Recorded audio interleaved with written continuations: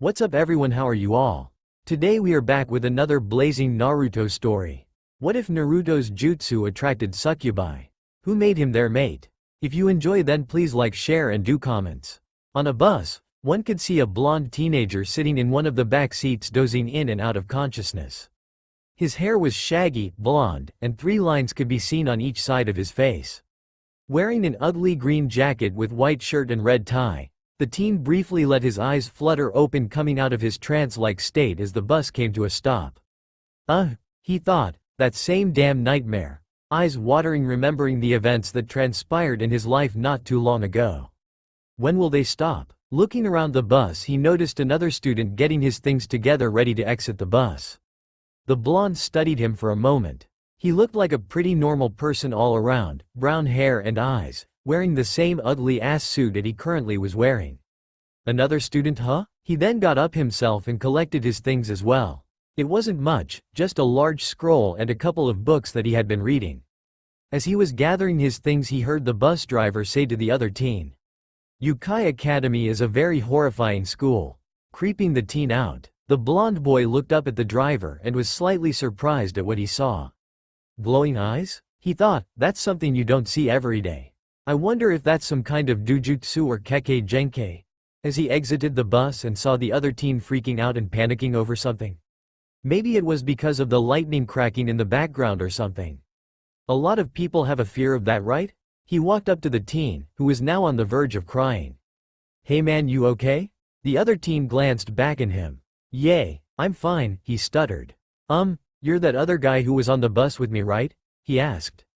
"Yep," replied the blonde with a grin, then sticking out his hand, "Naruto Uzumaki. Nice to meet you." The other boy relaxed and gave the blonde a smile of his own. His personality seemed infectious.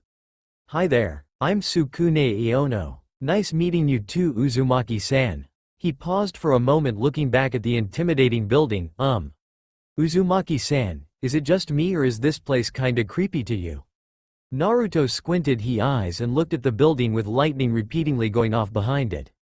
"Yay, that's definitely a creepy place. And just call me Naruto. I was never one for honorifics."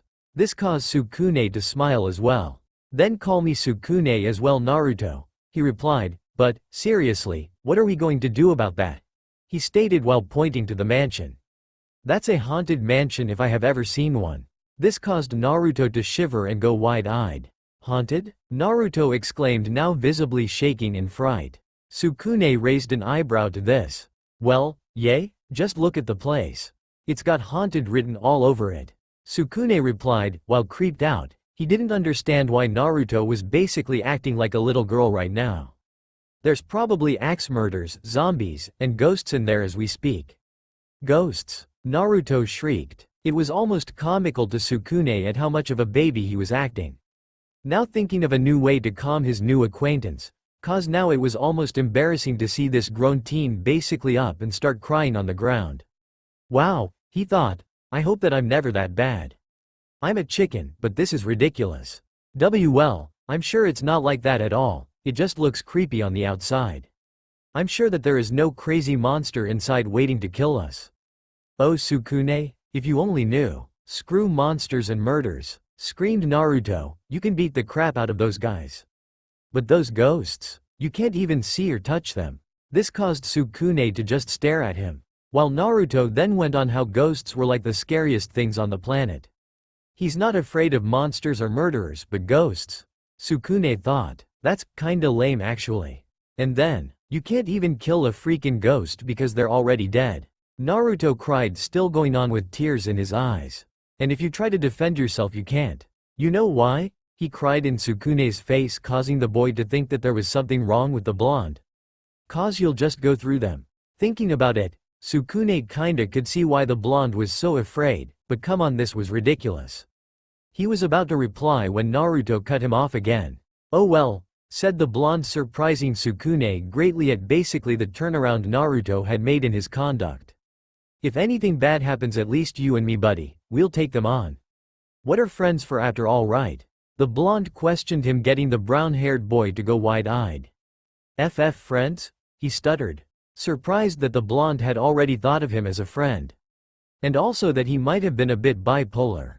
Naruto smiled while scratching his cheek and sheepishly said, "Well, yay, I mean I don't have a lot of them, but I figured since we're both here, why not be friends, right?" Succubi just smiled at this, thinking that he'd never really had friends before. Maybe this place won't be so bad after all, he thought. "Welp!" exclaimed Naruto, causing Sukune to break from his train of thought. "I better get going. I have an appointment to keep and I don't want to be late. I hope we are in some of the same class as Sukune. I'll see you later, ite," he said with a grin, causing Sukune to smile as well. "Why yay, see you Naruto," he replied, giving him a wave as he watched the blonde take off, only to turn around and get one of the biggest shocks of his life. Naruto walked through the creepy mansion until he reached a giant door. Knocking and opening the door, he found himself staring into a pair of creepy glowing green eyes from a man who had his face covered with a wild hood. It was so dark in the room that Naruto could barely see the man even though he was only about 20 feet away from him. "Ah, you must be Mr. Naruto Uzumaki Namikaze, correct?" said the strange robed man. After getting a nod from the blonde, he continued, "Then I suppose you know why you are here?" "Not really, Oiji-san," replied Naruto, shaking his head. "Your messenger only stated that I would be informed of the mission once I actually came here. He said it would be an undercover mission, but that's about it." After stating this, there was a silence between the two. Naruto became increasingly uncomfortable with the silence as the man's creepy glowing eyes continued to stare at him. "Very well," the man finally replied. "You may refer to me as the headmaster. And your mission is simple." The man paused, causing Naruto to become increasingly curious as to what his mission would imply. "And that is to become a student here at the academy and pass all your classes." A smirk appeared on the man's face as he saw the blonde's eyes go wide with confusion. "What?" the blonde stated, causing the hooded man's smirk to become wider. "I believe you heard me perfectly well, Mr. Uzumaki." Enjoying the look on the bewildered blonde. "You will be well compensated for your work, I assure you. Now that that's taken care of, I have much work to do, so off you go." With that, the blonde was suddenly enveloped in a bright light and was forced to close his eyes. Once the light died down, he noticed that he was in an apartment-like room. Looking around, he saw his scroll and books on a bed that was right next to him. Feeling something in his hand, he looked down and found that there was a slip of paper in his hand. Looking at it, it looked like it was a schedule that was made up for him. "What the hell kinda mission is this anyways?" he asked himself, gathering himself together before noticing that he was supposed to be in his homeroom in 5 minutes. Back in the headmaster's office, Naruto Uzumaki Namikaze stated the principal with a grin that would split the face of anyone normal. "You will do marvelous things while you are here, I can be sure of that." With Sukune. What a weird morning, thought Sukune, first making friends with some bipolar guy and then running into probably the hottest girl I have ever seen who turns out to be a vampire. What the hell is that about? Can't I just have a normal life? Breaking off from his thoughts, he felt a slap on the back that kinda stung. "Hey Sukune. What a coincidence, we got the same homeroom together," said a familiar voice. Looking back, Sukune saw that it was his crazy friend that he had met earlier this morning. A smile rose from Sukune's mouth seeing his first friend again. "Hey Naruto, I'm glad you're in my homeroom too." The blonde just grinned and took a seat next to him. Then a woman with glasses came in that had some feline appearances to her. "Hello everyone and welcome to Yukai Academy," she stated. "I am your homeroom teacher Shizuka Nekonomi. I think you all already know this, but this is a school built for the sake of monsters to attend," she said with a large smile on her face, causing Sukune to blanch in fear. "What?" thought Naruto with his eyebrow raised. "That old fart never told me that." The teacher continued. "Our current problem, the Earth has already come under control of the humans. In order for us monsters to continue to survive, we have no choice but to peacefully coexist with the humans." The teacher smiled happily while pointing to a diagram of the Earth that was drawn on the board. "At this academy, you will be studying how to coexist with humans." This statement caused Sukune to go into a panic attack, looking left and right. "Mon-steer RSSS. What's she saying?" thought Sukune. She continued, "So for that reason, as a school rule, you will all live your lives at this academy in human form. Do you understand? It's a matter of being able to disguise yourself well as a human. This is the foundation of coexistence. You are never to allow any of your fellow students to know your true form. Understand? She asked, looking around the room. Interesting, thought Naruto. Well, this mission shouldn't be so boring after all. Thinking of the possibilities of living with monsters caused Naruto to grin. This action was caught by Sukune, though, causing him to shake in fear. CC crap, is Naruto a monster too? He thought fearfully. Great, my first friend here at this place, and here he is a monster. He thought, causing him to become a little sad. Hey teacher, said some douchey-looking guy, would it not be easier for us to eat up those puny humans? Causing Sukune to cringe and Naruto to narrow his eyes, and in case of beautiful grills, better to molest them. Ending with a smug look. I will personally sever his tiny thing he calls a package if he ever even tries to touch a girl, thought an angry blonde. Oh, cried the teacher, incidentally, here at the academy, the teachers and students are all monsters, so there are no genuine humans here. Since this academy is within a secret sacred world, to those humans who come to know of our existence, we will bring them death or something. Causing a blonde's eyes to widen and Sukune to start crying silently in the back. What the hell kinda rule is that? Naruto thought, but the headmaster must know that I am a human as well, right? His thoughts were interrupted by a loud, "Excuse me." Naruto looked up and saw a girl his age with pink hair and green eyes coming in the room. He had to admit this girl was quite beautiful. Her figure was that to die for, her long slender legs coming out of her short skirt. And by the looks of things, she was very well developed. Then he saw that there was a choker around her neck, with a strange cross thing attached to it. Naruto narrowed his eyes and noticed something off with it. What is that? He thought. It's like that thing is holding a great deal of power. No, that's not right. It seems to be holding something back. After the entrance ceremony I kinda got lost in the school. Sorry I'm late, replied the cute girl. Oh, that's fine, replied Shizuka, just take a seat. While thinking what a cute girl she was while getting an okay as a reply. Said girl sauntered down the classroom while all the males in the class seemed to have turned into crazed hormonal machines. Who is she? Said a random student. UCH flowing hair. Big eyes. Whoa, beautiful, replied another nameless student. Hot, screamed another, she's too hot. I'm so happy to be in the same class as this girl. Naruto couldn't believe what he was seeing. Are you joking me? He thought. Yay, she's hot, but still, she's just like every other person. What the hell is wrong with this class? Frowning at the way his classmates were acting up. Moka? Said Sukune quietly, causing the girl to turn to him before recognizing him instantly. It's Sukune, she cried while launching a flying glomp at him. We're in the same class. While Sukune looked like he was about to have a heart attack and Naruto just raised an eyebrow. The rest of the class though became furious at the beautiful girl's reaction. Ah, cried a student. What's with this guy? What relation does he have with that girl? Cried another. Our beautiful girl, sobbed another. After class down the hall, a beautiful pink-haired girl could be seen dragging a dazed boy around with her arm intertwined in his. Sukune couldn't believe it. Is this a dream? He thought, it has to be. Today has been just like being inside a dream. He glanced at the smiling girl on his arm. But, if I can be this happy, I guess the monsters aren't that big of a deal. Glancing around, he then saw a familiar blonde-haired student walking down the hall to them. Hey Naruto, exclaimed Sukune, causing the pink hairball of joy on her arm to look up at him in confusion. Naruto looked up from the book that he was reading and smiled when he saw who it was. Hey Sukune, he said with a smile. Looks like you two are having a blast now, doesn't it? Laughing sheepishly, smiling Sukune said, Yay, I guess so. By the way, I would like to introduce you to my good friend here, Moka-san. This here Moka is my first friend that I made here. Naruto, looking in the direction of the pink-haired girl. Hi, nice to meet you. Chirped the girl. My name is Moka Akashiya. I hope we can be friends as well. Smiling ever so much at the blonde, causing the blonde to chuckle. Nice to meet you too, Moka-chan, replied the blonde. I'm Naruto Uzumaki, and I don't see why we couldn't be friends. More the merrier, right? This caused the girl to beam brightly at him and smile even more. Yeah, she cried, jumping up and down. You're the second person who I have made friends with today.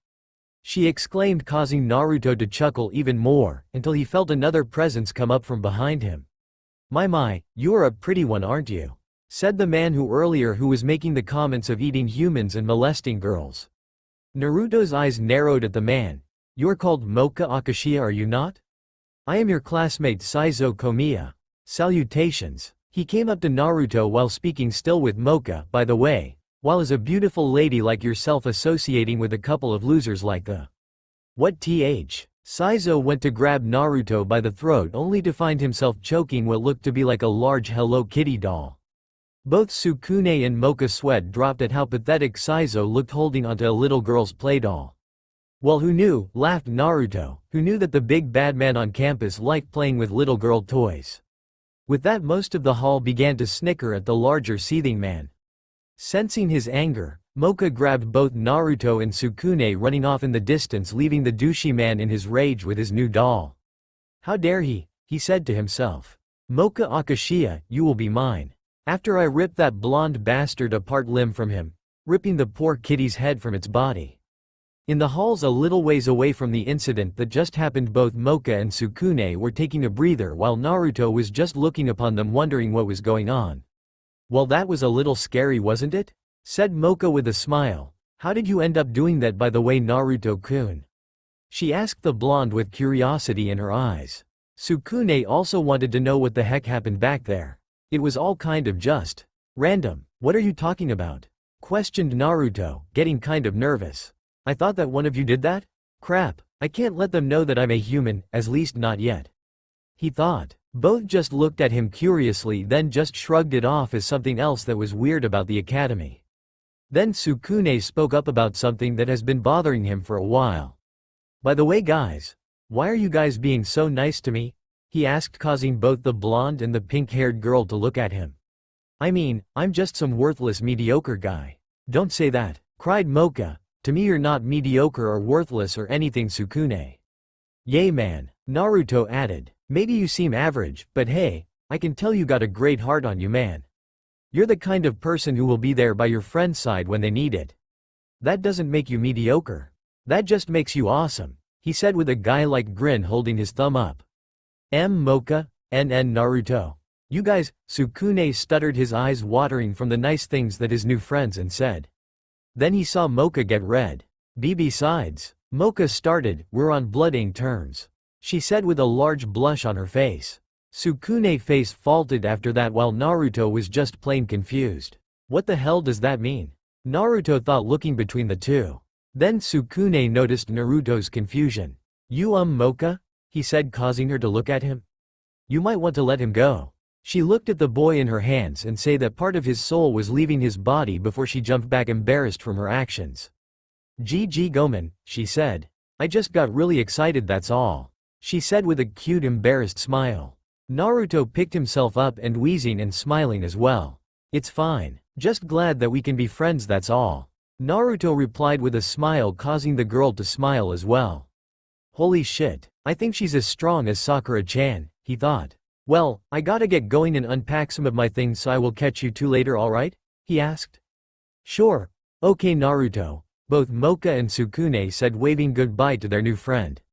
Naruto then took off to his new living quarters, leaving both Sukune and Moka alone. I wonder what type of monster Naruto is, Moka asked out loud before chomping down on Sukune's neck, causing him to cry out. Kapu-chu. Naruto continued walking along his path, reading a book. Not really reading his book, Naruto was reminiscing about his past, not really paying attention where he was going when he accidentally bumped into someone else, causing them to drop their books and fall down. Hey! Cried a female voice. Naruto looked down and saw a blue-haired with purple eyes and a yellow sweater. She was very attractive, and he also noticed how well developed this girl was as well. Holy crap, thought Naruto. What's up with the girls at this school? Her breasts are as big as Ba-chan's.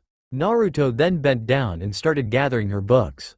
I'm sorry about that, miss. I wasn't really paying attention to where I was going.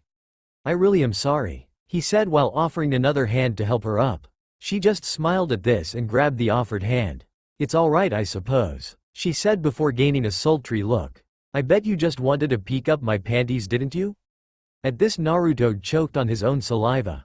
No, he sputtered, I promise that's not what was happening. Naruto said quickly with his hands up, shaking back and forth. Enough women in his lifetime have rained hell on him and his sensei for perverted tendencies. Even if the situation wasn't even that perverted, he still got beaten up. Maybe it was just kunoichi, but still, he was deathly afraid of the female hand of righteousness. Ha ha ha ha ha ha. The blue-haired girl couldn't help but start laughing at the poor blonde. She had to hold her sides, she was laughing so hard. Naruto just gained a confused look at that. Sorry about that, she said after she had calmed down a little bit. I couldn't help myself. She smiled, but you are just going to be so much fun to tease, I can tell you that. Sticking out her hand she said, the name's Kurumu Kurono by the way. Naruto glanced at the hand making sure it wasn't a trick before taking it and giving her his best foxy grin said, Hey Kurumu-chan, I'm Naruto Uzumaki, nice to meet you. Kurumu just grinned at him more as he helped her with the rest of her books that she was carrying. Sorry about that, here let me help you carry these books for you since I gave you so much trouble. He said smiling. Kurumu just nodded and latched onto his arm. Day 1, mission accomplished. Soon every boy here will fall for me just as you have Naruto-kun. Then I will have found my destined one for sure. She thought, walking with Naruto down the hall. The next morning Naruto woke up, got dressed and left his room for classes, when he noticed a panic-looking Sukune freaking out about something with 2 large luggage bags in his hands. Hey Sukune, he yelled, causing the panicked boy to look at him. What are you doing? We're going to be late for classes. He saw a sad smile reach across his friend's face. I can't handle this Naruto, I just can't do it. Sukune said, I just want to go to a normal school. A human one, you know, and be normal. This caused Naruto to tilt his head to the side in confusion. Why's that? The blonde asked, is it because you are a human? Causing Sukune's eyes to open wide in fear and look at the blonde. How did you know? Sukune asked. Naruto just laughed and shook his head. You just told me now. Also, I kinda saw you freaking out yesterday when Shizuka-sensei was saying how humans would get killed if they were discovered for being here. Also, you just said you wanted to be normal. Why would you want to be normal and go to a normal human school? I mean, it's possible for a monster to want to do that, but not really likely. Besides, I was just guessing. I really didn't know until you said that. The blonde smiled at the wide-eyed boy. But that's okay. He continued, causing Sukune to look up right at him with wide eyes. Because I think that this place would be pretty boring if I was the only human here in the academy. Sukune's jaw just dropped after hearing this. Why you mean that why you're a who? He stuttered, pointing a finger at the blonde. A human? Naruto asked. Yep, born and raised as one.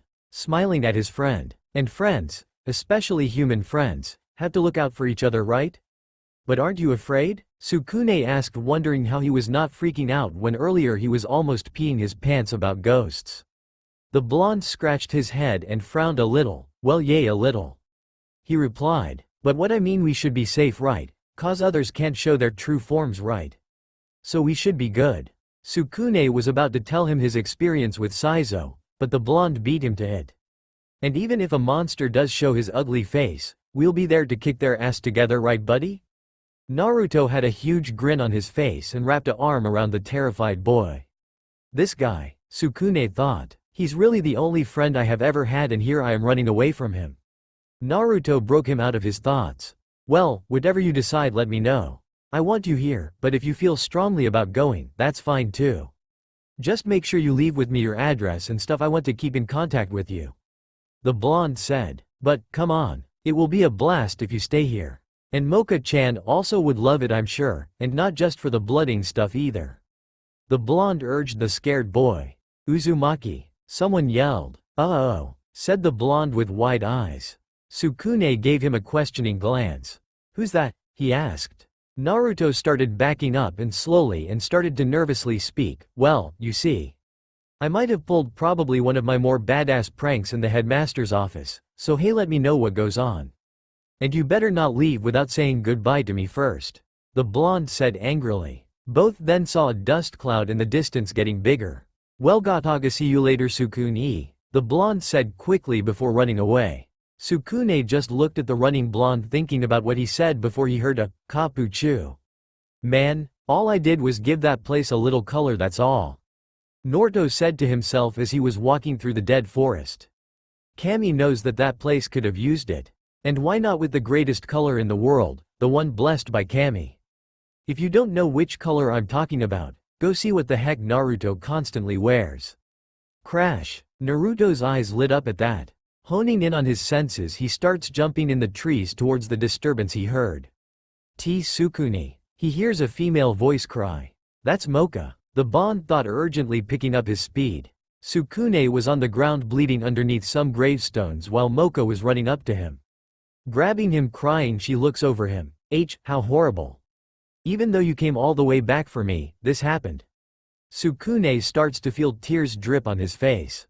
I'm sorry, after all. Humans and monsters are very different, aren't they? Because I'm a vampire, I blood of humans and just end up hurting humans. The truth is the whole time I just felt like I wanted to make a friend, even if it was just at a human school. Hearing this gave strength to Sukune's heart. Shaking, he started to get up while Moka's eyes widened. I'm a weak, he started, worthless guy. Moka, but I realized it wasn't right running back home and parting with both you and Naruto like that. Moka's eyes widened at hearing the blonde's name. Because I want to be both of your friends, Moka. Moka started to cry right there while a huge shadow came over them. What the hell are you guys babbling about? Saizo screamed. Just die now, scum, as he threw a large fist heading for Sukune. They both closed their eyes waiting for the hit, then heard. Dynamic entry. They opened their eyes wide to that and say a blonde teen deliver a flying kick in the air to the giant orc's face. The orc flew off crashing into some dead trees dazed by the kick while the blonde just landed in a crouch in front of the two baffled teens. Looking back, he smiled at them both. See Sukune, he started, you're the type of guy who is there whenever you are needed the most. Smiling, he stood up. No mediocre or worthless guy would ever do what you just did for Moka. You, Sukune, are a goddamn hero in my book and someone who is precious to me as well. Smiling with his thumb up while Sukune went wide-eyed at the blonde's proclamation.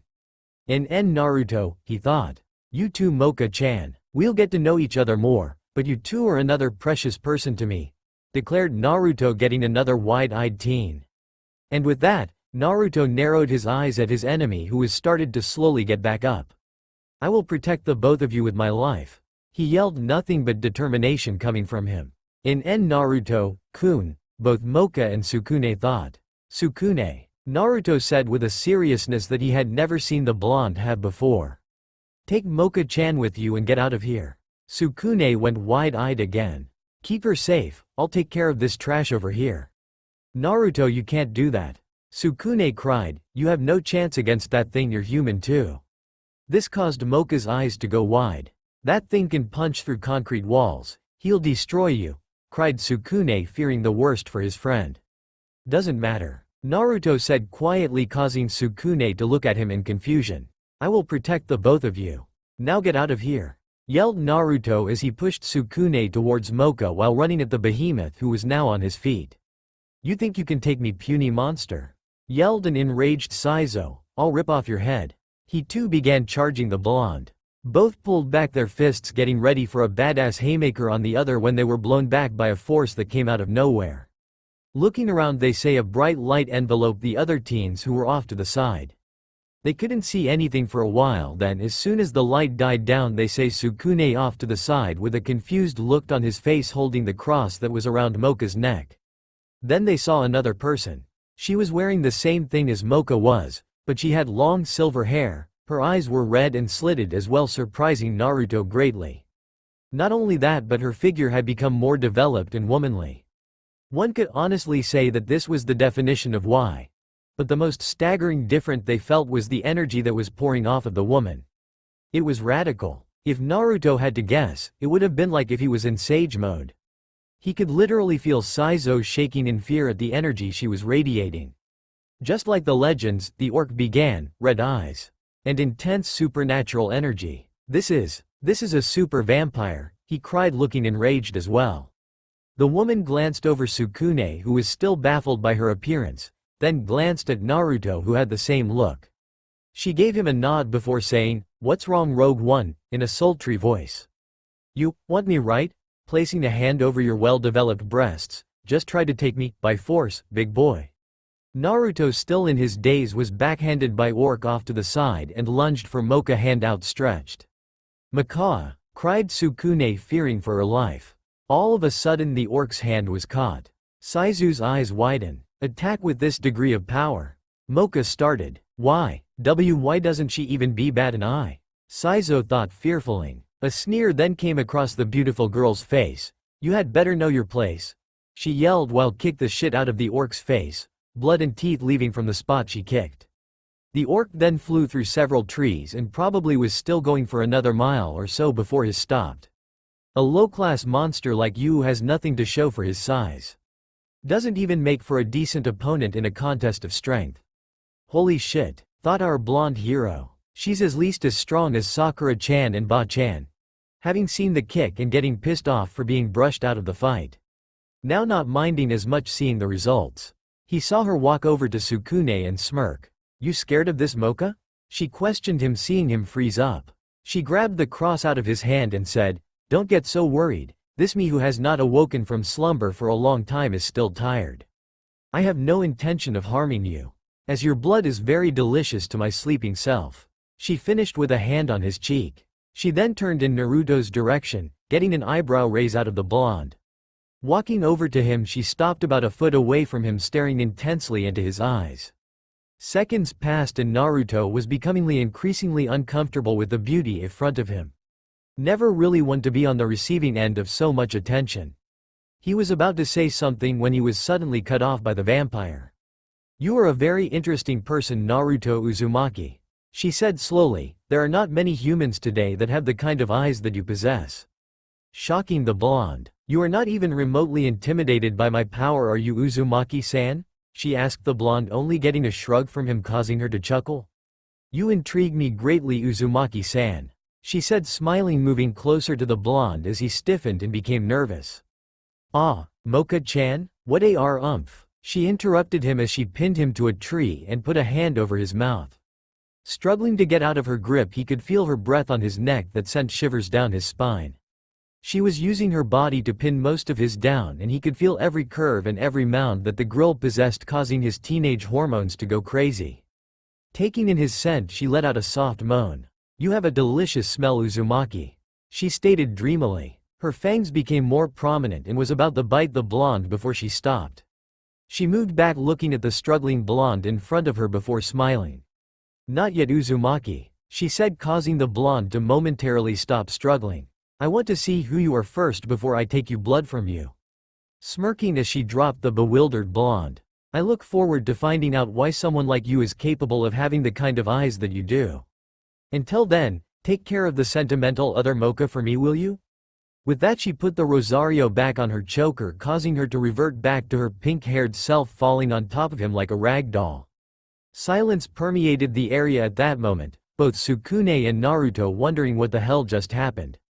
Then, the blonde's stomach growled loudly, breaking the silence. Turning to the other boy, he asked, Su, you want to go get some ramen? A week had gone by in the academy since the whole Saizo incident, with the whole school believing that Naruto kicked the living shit out of the molester. Walking down the halls, students left and right were avoiding Naruto like the plague out of fear that he would go crazy and deliver a can of whoop ass upon themselves. Well, this is a familiar feeling. The blonde thought bitterly, looking at the students who were trying to avoid making eye contact with him. Frowning at how the other students were acting towards him, he continued down the hall reading the book that he was holding. Naruto-kun, he heard a cry from down the hall. Looking up, he smiled when he saw a familiar busty blue-haired girl running to greet him. Hey Kurumu-chan, what's up? He asked as the girl gave a little skip before stopping in front of him. You ready for home economics? She asked with a confident grin. Of course, Kurumu-chan, he replied as they were entering the classroom, putting his book away.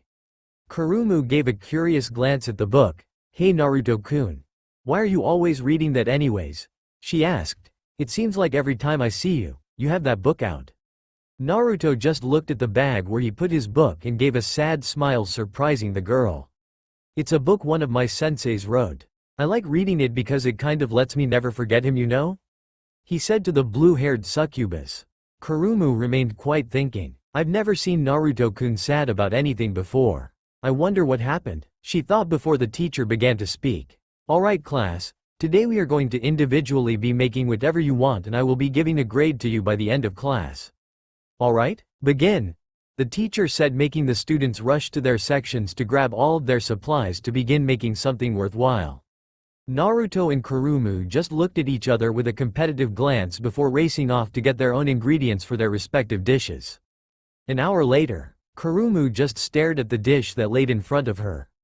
Ramen, she deadpanned at the dish. Of course, said the blonde. What else would be able to give me an A in the class other than the dish from Cammy herself? He declared, causing the blue-hair girl's eye to twitch. She smacked him upside the head. How about something that doesn't come in an instant bowl, you idiot? She said, annoyed. You could have actually worked on something better if you hadn't been helping me here and there. God, Naruto-kun, sometimes you're just too nice for your own good. Now you're not going to get a good grade. She said, feeling kinda guilty because the blonde had been watching over her things as well as his. How he did that, she wasn't too sure about. Smiling sheepishly while rubbing the back of his head, meh. Don't worry about it too much, Kurumu-chan. I'm sure everything will work out fine in the end. I mean, come on. Ramen is awesome, he exclaimed, causing the girl to just roll her eyes and smile. She couldn't help it. Naruto just made her smile whenever she was around him. He just seemed to have a pure nature around him. She had found out real quickly that he wasn't a pervert like most of the boys in the school, he just liked Kurumu for who she was. Plain and simple. She had never had that relationship with someone like that before. She didn't really know what to make of it. Sure, he was innocent, and she loved to take advantage of that almost daily. What could she say? She loved to tease him. God, she loved to tease him. His reactions were just too cute and hilarious. Ramen Uzumaki-san, really? The teacher came over, interrupting their little conversation. Sometimes I wonder if you even want to be in this class, boy. Alright, let's get this over with. The teacher sat down and took out her chopsticks to take a bite. She took a bite and began to chew, but stopped in mid-chew with wide eyes. Slowly she looked at the bowl, then at the boy who made it, then back at the bowl, swallowing the noodles. Oh my god, this ramen is like a gift from Cammy. She cried out, surprising a blue-haired girl and getting a grin from the blonde. She started scarfing down the ramen at inhuman rates to get more of that delicious taste. Kurumu just stared at the teacher, wide-eyed by her reaction, then at the grinning blonde who gave her the guy-sensei smile with a thumbs up. What did I tell you, Kurumu-chan? He said, Cammy's gift to us. The blue-haired girl just giggled at his antics. The teacher stood up and wiped her mouth with a napkin. Uzumaki-san, that was delicious. She said with a smile, you made a simple dish turn out to be one of the most delicious things that I have ever tasted. For that, you get a solid A-. Silence permeated throughout the room. Say what? Naruto quietly replied, just staring at her. Kurumu was speechless. Why didn't he get an A+ if it tasted so good? Seeing his confusion, she decided to elaborate her reason for the grade. You see, Uzumaki-san, she began, 90% of the meal itself is all about how it tastes. But there has to be some effort put into the presentation of the meal. Causing Naruto to blink. You see, when I first saw this bowl of ramen, one thought it was just going to be an ordinary bowl of ramen. I wasn't excited to eat it at all. She continued while Naruto was trying to internally deal with the blasphemy that the woman was stating left and right in front of him. I mean, come on, who wouldn't be excited to eat a bowl of ramen no matter how boring it looked? If you add a couple of ingredients to give it more color and flair, that would make this dish truly a dish from Cammy. She ended with a smile before walking away. With that, the bell rang and students began to exit the room. Naruto, still in his shell-shocked state, was taken out of it when he saw a hand waving back and forth in front of him. Hello? Questioned Kurumu, gaining the blonde's attention. Immediately the blonde crossed his arms, leaving the room with her while muttering something about people not knowing if something from Cammy if it slapped them in the face. She giggled once again at his behavior. He then started in another direction than the blue-haired girl was going. Where are you going, Naruto-kun? She asked, getting the blonde's attention once again. I'm off to eat the Sukune and Moka-chan for lunch, he replied happily. You want to come? He offered. Kurumu was silent for a bit after she heard a certain pink-haired girl's name. Moka? Akashiya? She questioned the blonde slowly, causing the blonde to tilt his head to the side in confusion. Kawaii, she mentally saved that image of him in her internal hard drive in her brain. But now wasn't the time to focus on that, she had more important matters to deal with.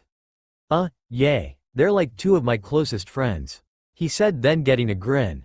You should meet them, I'm sure that they would just love you. Kurumu just blinked and smiled sadly. Go ahead Naruto-kun, she sighed, causing the blonde to become even more confused. I have a couple of things that I need to get done, but maybe later K? She said with a smile. Naruto just laughed and nodded, then going his separate way. Not noticing the girl he left behind clenching her fists. So that's why he's not infatuated with me, she thought. 'Cause he hanging around with that whore. She had found it odd that Naruto wasn't worshipping her like all the other boys in the school were. She could tell that he was attracted to her, but she wanted him at her mercy. She stormed down the hall in a rage, planning her revenge on a certain vampire for ruining her plans at the academy. That night, damn it, Naruto yelled, throwing papers, scrolls and ink all over the place. Strange symbols could be seen drawn all around his room, along with different books of theory of Fuinjutsu. I don't need to fucking absorb chakra. I need something to fix chakra, damn it. Naruto sat down angrily, glaring at the book's scrolls and a piece of paper he had in front of him. He then heard a knock on his door. Getting up and calming down, the teen answered the door to find Sukune on the other side. Hey Naruto, he said nervously, you okay man? I heard a lot of yelling and I was wondering if you were alright? He said, glancing and seeing the mess that was inside. Naruto just smiled at the concern of his new friend. I'm fine Sukune, I'm just having a little trouble figuring out a couple of homework assignments. He said, then getting a confused look from the teen in front of him, he elaborated, when I get stressed or confused, I tend to work off my stress by working out, you know, lifting weights or push-ups. That kind of stuff. Sukune nodded, somewhat understanding what the blonde was trying to convey. So what's up? Is that it? The blonde asked. Sukune hesitated. Well, it's about Moka-san, said in a low voice, surprising the blonde. What do you mean? You two are great friends. The blonde said. Just like me and you, right? Sukune smiled at that but continued. Well, I'm feeling like Moka is just hanging around me to just my blood, you know? He said, getting an eyebrow raise from the blonde. I mean, what else would a beautiful girl like her be hanging out with a guy like Mhei? He cried out as the blonde smacked him upside his head. What the hell was that for? He shouted. For being a dumbass, Naruto said, causing the boy to quiet down. Do you really think a girl like Moka would do something like that? We both know her, Sukune, and you're telling me that you don't trust her? He glared at the boy. Well, no b but. Sukune started. But nothing. Do you think that my friendship with Moka-chan is based off of nothing as well? Our friendship was formed through you. Naruto pointed out. Sukune, you're just thinking too much of things. All of us are friends, just accept it. We all have our weird quirks. I don't just keep you around to pull stupid pranks on you all the time. That got a grumble out Sukune, something about leaving fake spiders all in his bed and underwear drawer. The same with Moka-chan. We're all friends, don't worry about it. Naruto finished with a wave of his hand, causing Sukune to smile. Thanks Naruto, he said quietly, you really are a good friend. Naruto just looked at him before grinning. Alright, enough of this emotional crap, he said, smiling. Any more and I'll have to take you on a pranking mission to cheer us up. Causing the boy to smile even more. What the hell is a pranking mission, he thought, sounds exciting.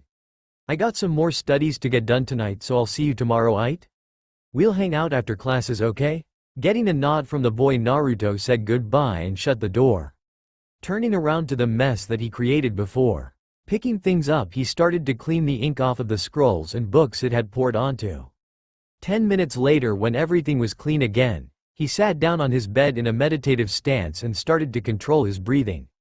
The next thing he knew, he was in a sewer, in front of a large cage. A small seal could be found on the padlock of the cell. Naruto quietly walked up to the cage and put his hands slowly on the bars of it. Eyes watering, he looked at the creature that dwelled within the prison cell. Clenching his fist until it drew blood, he turned away and started walking away from the cell.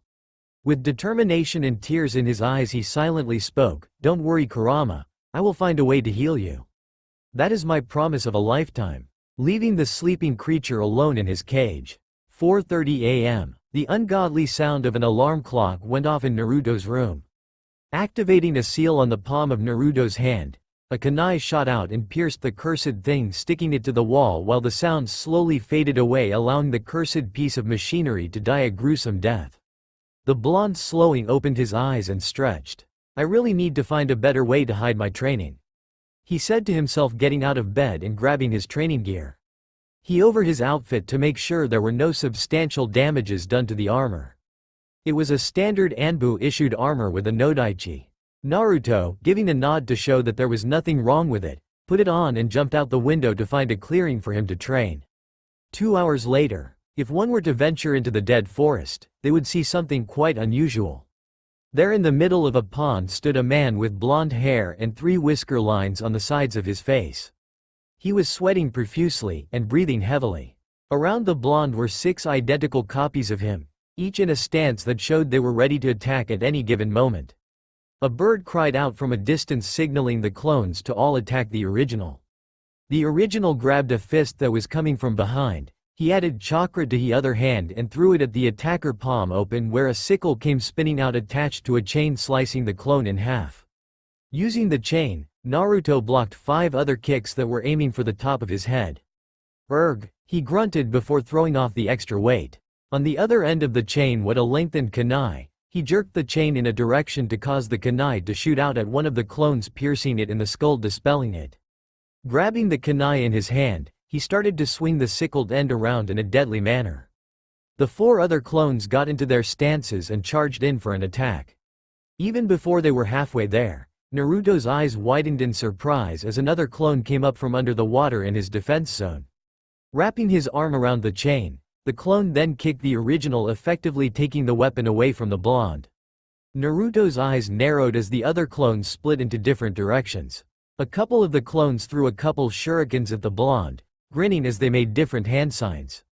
"Cage shuriken no jutsu," they cried. Suddenly a couple of shurikens turned into hundreds.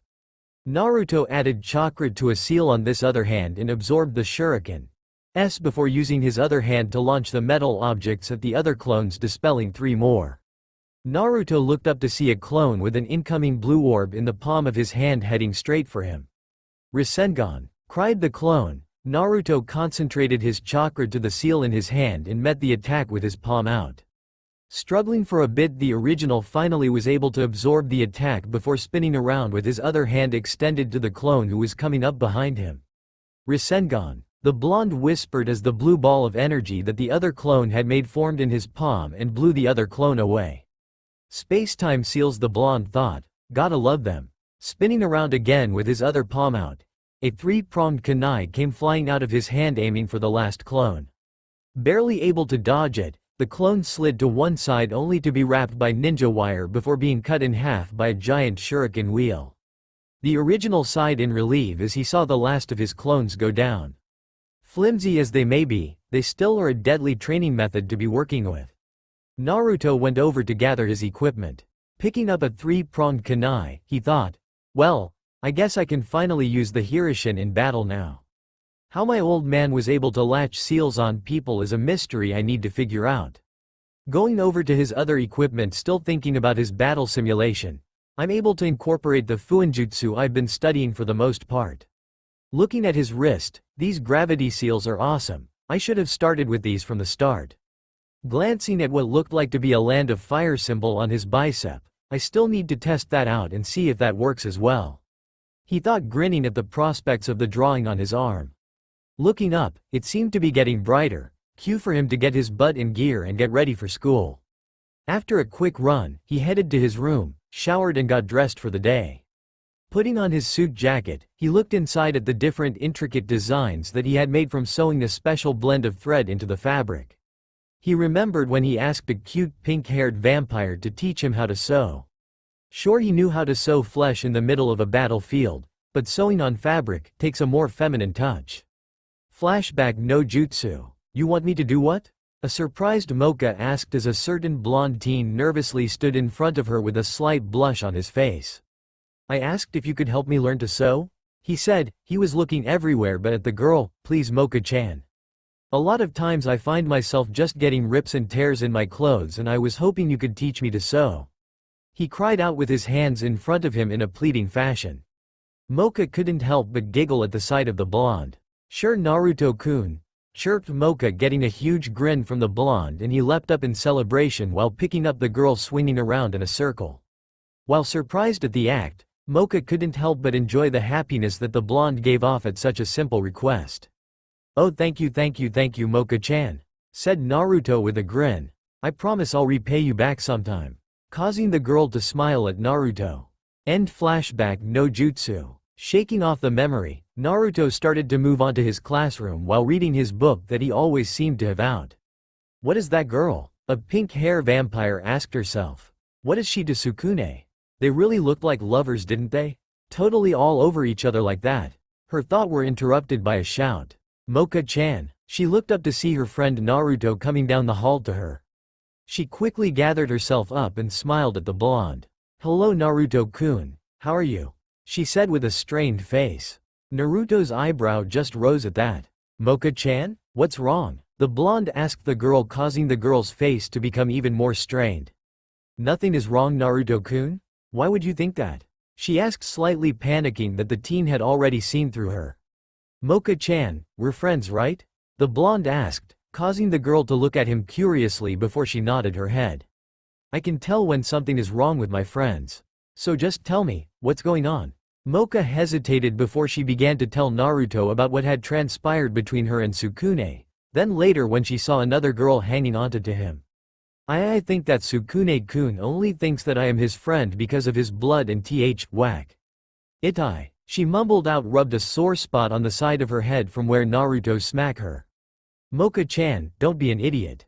Sukune absolutely adores you," Naruto said, causing the girl to look up at him. "I mean, that much is obvious, but if you honestly feel that way, then just talk to him. Do other things with him. You know how you taught me how to sew? That's what friends do. Hang out with him, get to know who the real Sukune is, you know." The blonde finished as a light of understanding could be seen come across the girl's face. Naruto then brushed a couple of strands of hair affectionately out of her face. "Now, I don't want to see another frown on that face, alright?" he said, getting a nod and a smile with a light blush from the girl.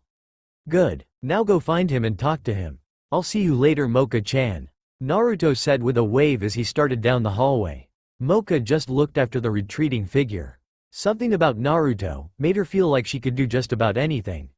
Maybe it's his eyes, she thought. When I look at them, it's like he knows there isn't anything he couldn't do. She continued thinking about the blonde with a small blush on her face. Realizing what she was thinking about, her face flushed even more. "What am I doing? I like Sukune. Naruto is just a really good friend, that's all. Besides," she paused, "I don't think that he will ever see me that way." She started making her way down the hall, even more confused than before. After another lovely class period, Naruto was walking side by side with Kurumu, both talking about unimportant things in life. "I just don't get it Kurumu-chan." Naruto gave a loud sigh while Kurumu just giggled at the blonde's new dilemma. "You got fruit, good, cake, even better, fruitcake, nasty crap." The girl started laughing at the blonde's simple problem. "It's okay Naruto-kun, it's just one of those mysteries of life we'll never solve," she said with a smile while the blonde mumbled something about crappy fruit that doesn't even taste like cake. They then came to the point where they usually parted ways. Kurumu stopped, though, thinking about something. "Today's the day that I take out that pink whore," she thought while getting a confused look from Naruto. "I don't want to do this to Naruto, he's probably the nicest guy the first have ever met, but if I use that charm, he would never find out." Naruto on the other hand was waving his hand in front of her face, trying to get her attention. "Healu, Kurumu-chan, you there?" he yelled, causing the girl to jump back with fright. Sorry Naruto-kun," she stammered, just got lost in thought there. Naruto smiled at that. "No worries Kurumu-chan, happens all the time to me," he said, turning to walk down the other way he started. "Well, say." He felt a tug on his arm, stopping him from going any further. Looking back, he saw Kurumu looking at the ground, a little nervous. "What's up Kurumu-chan?" he asked. The girl was now biting her bottom lip. "Naruto," she paused, "would you be willing to help me with something?" she asked him, getting him to blink in confusion before grinning happily.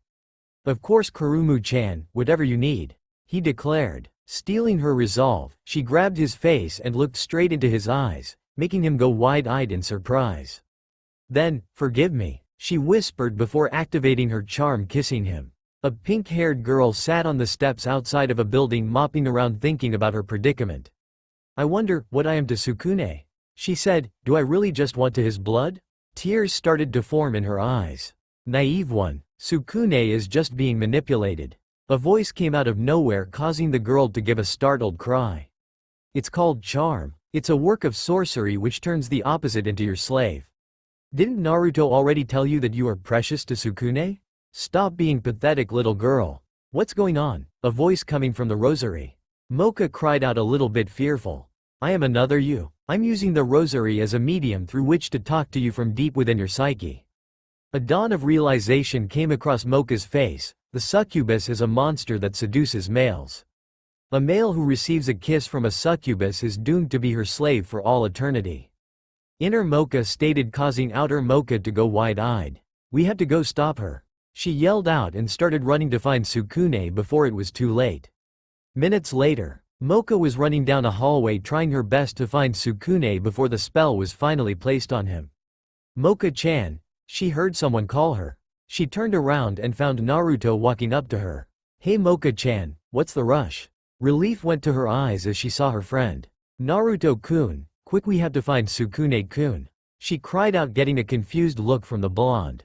If we don't, something really bad is going to happen to him. Naruto just scratched his head. Actually, he started getting a look from the girl. I just saw Sukune.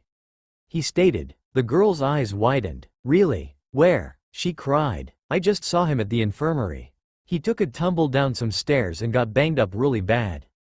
Naruto said with a sad look. I just saw him 5 minutes ago. Now they're not letting anyone visit him. The nurse says he has to rest. Relief and worry came across the pink-haired vampire's face. At least he would be safe for not. Come on Moka-chan, let's go get some ramen to eat or something. Naruto said. The girl was about to accept his proposal before she saw something in his eyes. Nothing. It was like staring into a soulless person. There was no emotion, no life, nothing. He is already under the girl's spell. Inner Moka stated, quickly, you must get away from him and find Sukune, she said with urgency. Naruto, I think I am going to go see Sukune-kun anyways. I'm really worried for him. Moka said, getting a strained smile come from the blonde. But Moka-chan, they're not letting anybody visit right now. Come on Moka-chan, he's probably already asleep. Now let me tell you the history of ancient ramen making. He began trying to put an arm around Moka to lead her away, only for her to move underneath his arm.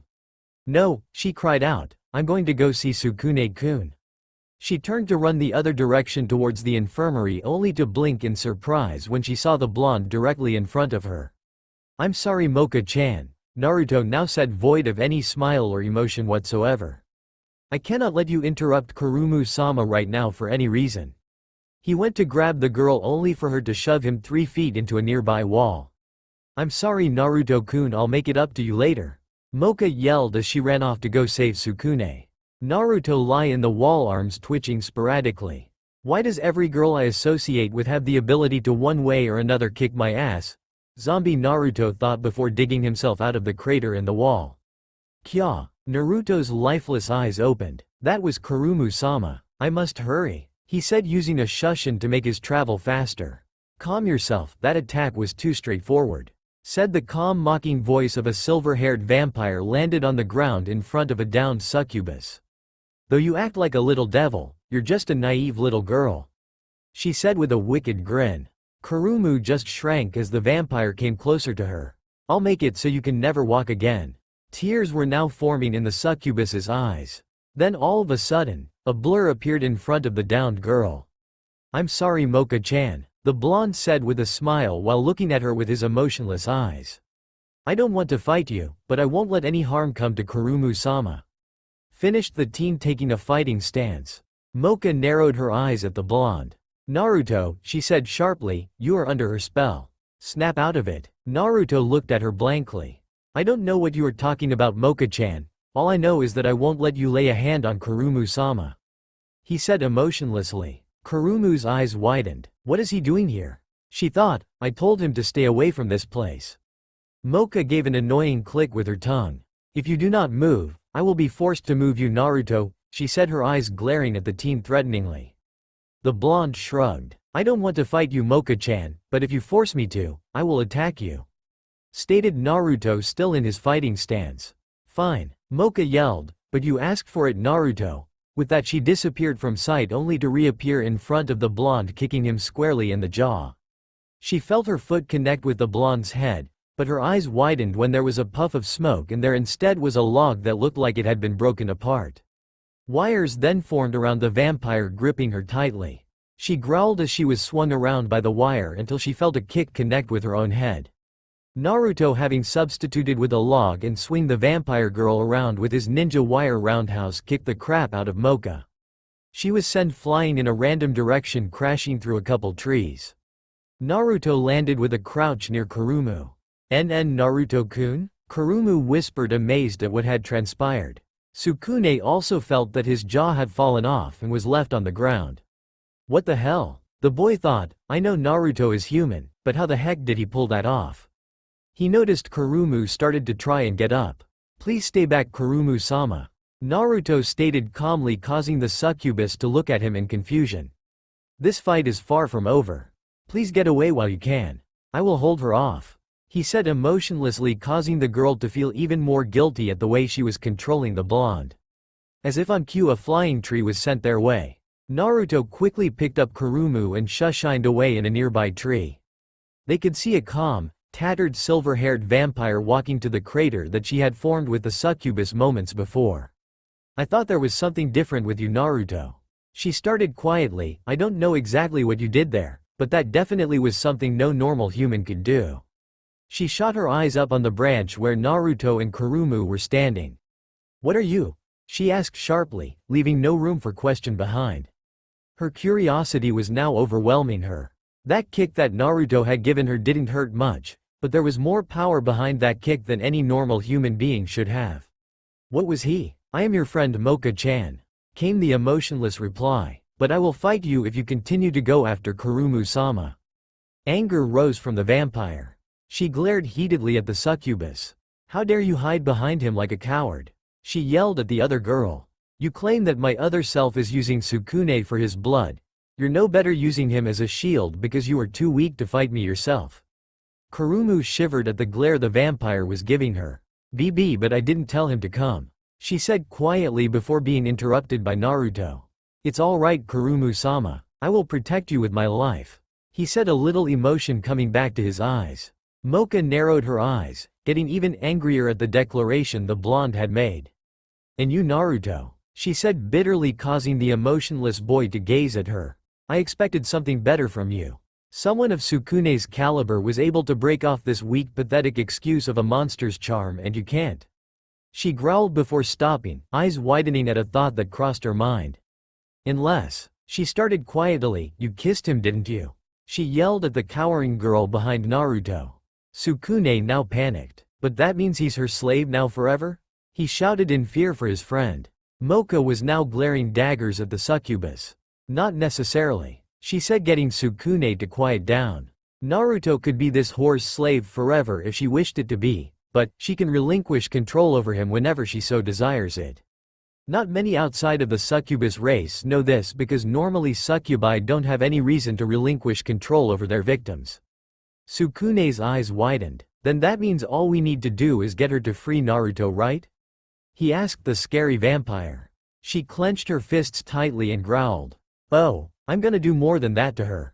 She spat out venomously. Release him from your charm now, succubus, she yelled, disappearing from view to reappear behind the girl ready to kick her, only to dodge a shuriken attack from the blonde, causing her to retreat away from the succubus. He then reappeared in front of her and delivered a series of punches and kicks her, only to dodge a shuriken attack from the blonde, causing her to retreat away from the succubus.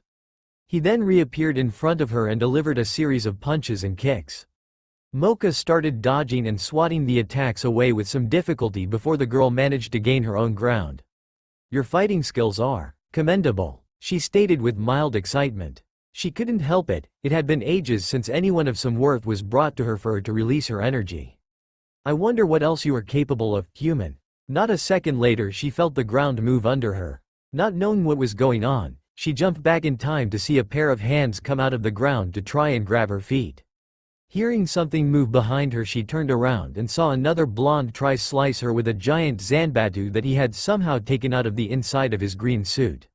She quickly moved mid-air out of the way, causing the blonde to take a swing, miss, and sail past her. The said blonde spun his body in a couple circles before hurling the giant blade at the vampire. Moka's eyes widened again, barely able to move out of the way of the blade. Then something caught her eye. Another body grabbed the spinning blade and was coming for a finishing blow right above her. With no time to think, she caught the blade with both of her hands before the thing could bifurcate her. What is going on? She thought before ripping the blade away from the blonde and kicking him in the face, once again disappearing in a puff of smoke. Her eyes widened as she saw a blue spinning ball come through the smoke on the other end as well as another blonde coming with it. She glanced at the ball quickly. If it hit her, it wouldn't finish her, but it would hurt like hell, and she did not feel like going through tons of pain today. Grabbing the wrist with the ball, she snapped it, while kneeing the boy in the stomach before elbowing him in the back of the head. She felt a kick coming from the back of her head. Grabbing the foot, she broke it until another fist started to race towards her face. What the hell is he? She thought as she grabbed the hand and snapped his arm at the elbow, causing the boy to cry in pain. She thought that was the end of it until she saw that he was coming in for a headbutt.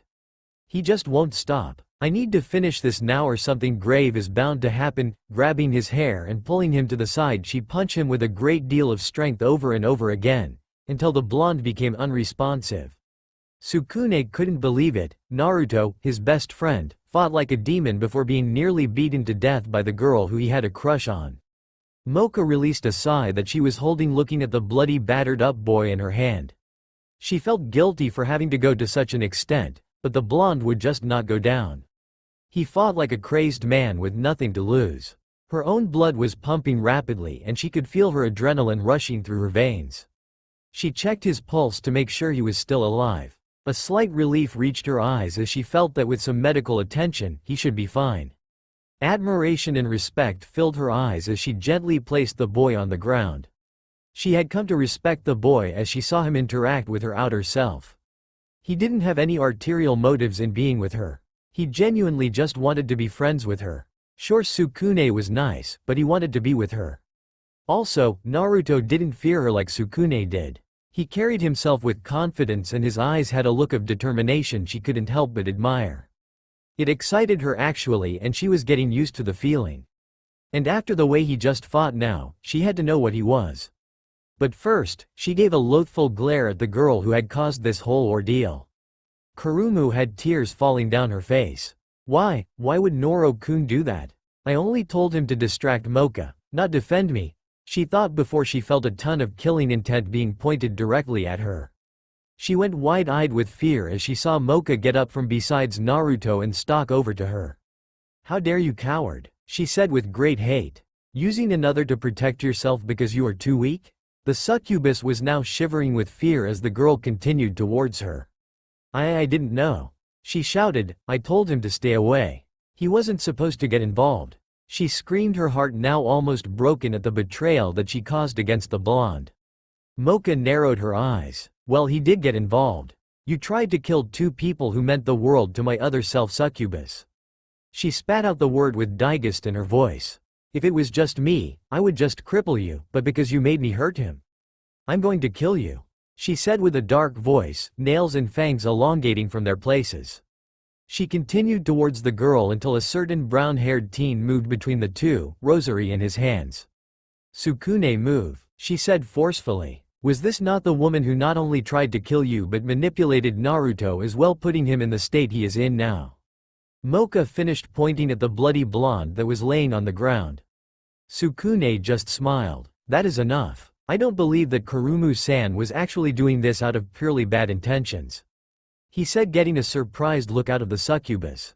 It's just that I can't see Kurumu-san as being bad at heart, and I don't think that Naruto would disagree with me either, he said, scratching his chin, grinning.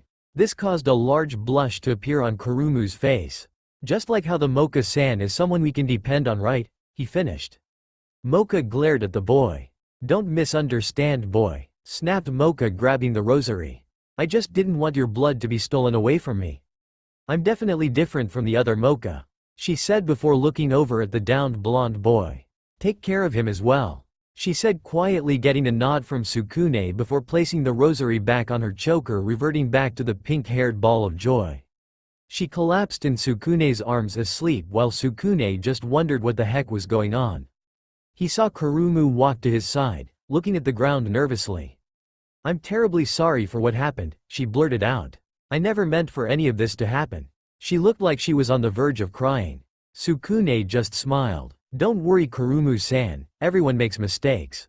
Surprising the girl. "It's what we make of those mistakes that makes us the people that we are today," he said with a grin, causing the girl to blush a deep shade of red. He then looked over at Naruto. "Do you mind if you take Naruto to the infirmary? I'm going to bring Moka-san there as well." Kurumu nodded fervently before going to the blonde and looking down on him. She could see his broken and bloody face where inner Moka had unleashed her punches from hell on. She slid her hand down one side of his face. "I'm so sorry, Naruto-kun. I promise I will make this up to you," she thought. Suddenly she stopped when she started to hear a low rumble coming from the blonde. She listened closely and noticed that Naruto was actually purring. "Kawaii," she thought, saving the blonde's little secret for later. She picked him and with a grunt. "Geez, Naruto-kun, you need to lay off the ramen." "What?" Sukune cried in surprise. "The rosary started talking to you." Moka just nodded at the boy's question. "Yay, this time the voice ended up saving us, but it's strange, isn't it? Maybe the seal is weakening?" she questioned. "Hey, if it comes to the point where the seal doesn't work anymore, Sukune, you would still like me, right?" she asked shyly. "Of course I will." Sukune jumped and exclaimed. "Even if you were a little scary, even if you my blood. To me, Moka-san is Moka-san." Then he thought about another of his friends. "And I am sure that Naruto would feel the same way too." Moka just sadly smiled at that. She felt extremely guilty for what had happened to the blonde the day before. It was her fault that he was in the infirmary with all of those injuries. The nurse said that it would be lucky if Naruto could recover a full 100% in 6 months. "Good morning," shouted another voice, causing both of the teens to jump and turn around. Moka narrowed her eyes at the culprit. "Kya, Kurumu-chan," she cried angrily, "what do you want now?" Still angry at the succubus. Said girl just smiled at Sukune. "Sukune-kun, I baked some cookies, won't you eat them with me?" Getting a confused look from both of them. "Huh?" Sukune asked intelligently, "Why me?" The succubus just blushed and placed a hand on one side of her face. "Oh, remember when I said I was searching for my life's one and only destined one? I've decided. It's Sukune." Getting a shocked face coming from said boy. "I remember what my mother once had told me about how she met her destined one. All of her charms or techniques never worked on him when she first met him. So she decided to try and see if she could make him fall in love with her naturally. That's how she knew he was her destined one. And all of my advances towards you, Sukune, they didn't work. No matter how much I tried, you just wouldn't be mine. So I've finally found my destined one. Oh Sukune, now I've totally fallen for you," she said with hearts in her eyes. Until they met Moka's, who was giving her a death glare which she gladly returned. Kurumu didn't see what was so bad. Her mom found her destined one this way, she needed to find her destined one as well. She had been searching for so long. She never really knew how she was going to go about and do it, but then this happened. The same situation that happened with her mother as well. She just had to make Sukune hers. Sukune just blanched. Hey girls. He stuttered at the girls who still had lightning going between the both of them. How about we go visit Naruto? The girls stopped glaring at each other when they heard the blonde's name and looked at Sukune. There's a good chance that he might be awake now. I think that he could us the company, he said, both girls getting sad looks on their faces, but both nodded regardless. At the infirmary. What do you mean he's not here? Shouted all three teens at a very confused nurse who just smiled sheepishly. Well, I don't know, she said, with his injuries, he shouldn't have been able to get out of bed for at least 3 weeks. So I left for a couple of hours to get lunch, and when I got back, he was no longer here. She finished smiling while sticking her tongue out of her mouth. Getting an eye tick from all three teens, they left the infirmary grumbling about how women like her gave nurses a bimbo name. Walking down the hall, Sukune asked, where could he have gone off to then? He looked like he was really hurt. Getting a wince from both of the girls next to him. They were about so split up to look for him when they heard a strange conversation passing a nearby door. And did you know that a ramen museum opened in Yokohama in 1994? That's why ramen is so great. Shouted a familiar voice to the three. Really now? Said a seductive feminine voice, you're just too cute. How is it you don't have a girlfriend already? Causing two teens outside the door to become wide-eyed while the male just raised an eyebrow. The teens pushed open a door to see a bandaged Naruto being fed ramen from a bowl from a rather attractive green-haired female. Don't worry, she said seductively, let Eiko-chan take care of you, especially with you injuries. Causing the blonde to grin innocently. As long as the ramen keeps coming, you can help me all day. He grinned. This cooking class is the best thing that has ever been created, Datbayo. He said before widening his eyes, slapping his hands to his face, incidentally hitting himself with his casts that were on both arms.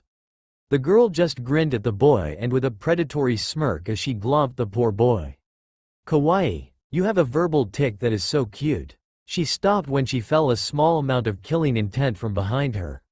Looking back, she saw a couple of demons with glowing eyes and blue and pink hair staring at her. Naruto got out of the girl's grasp and looked up at the two glaring girls. Oh hey guys, he said with a grin. Weirdest thing happened to me today when I woke up. Causing the girls to snap out of their demonic modes. When I woke up I was in the infirmary with all of these bandages and casts on. What happened? He asked, getting a guilty look from both of the girls. Did I fall off of a large cliff again? Again? They all thought. Anyways, I got way hungry. Then I remembered that if we pay, the cooking class or club will make whatever food I want, so I came here. And Eiko-chan here, where'd she go? He asked, looking all around for the girl. The others hadn't even noticed that she was gone either and were puzzled about where the green-haired girl had gone. That's weird, said the blonde while on the inside thinking, that's not good. I'm getting rusty if I couldn't sense her leave from 3 feet away from me. Breaking out of his thought process, he looked at his friends again. So guys, what's up? Kurumu looked at Naruto and her eyes started to tear up before she launched herself at him. Naruto-kun, I'm so sorry. Why? Wah. She started crying into the confused blonde's chest. Naruto, not really knowing what was happening, just patted her back confused until the girl calmed herself down. She then proceeded to tell the blonde all that had happened up until the point where she brought him to the infirmary. And I can you understand if you never wanted to see me again, Naruto-kun. But I want you to know I am so sorry. She said, still with tears in her eyes. Naruto was silent for a while, thinking about what she had said. Naruto, said a shy pink-haired girl. I too am sorry about what had happened. If it wasn't for my inner demon, then this wouldn't have happened either. Please forgive me, she shouted, bowing to the blonde in apology. The blonde remained quiet before turning around and taking out a scroll. The 3 teens looked over Naruto's shoulder to see what he was doing. He unrolled it, taking up the space of 3 extra seat spaces before making a hand sign. Kai, he said before 3 more bowls of hot steaming ramen were produced with a pair of chopsticks. He then started eating his own ramen and looked back when he noticed that no one had really moved.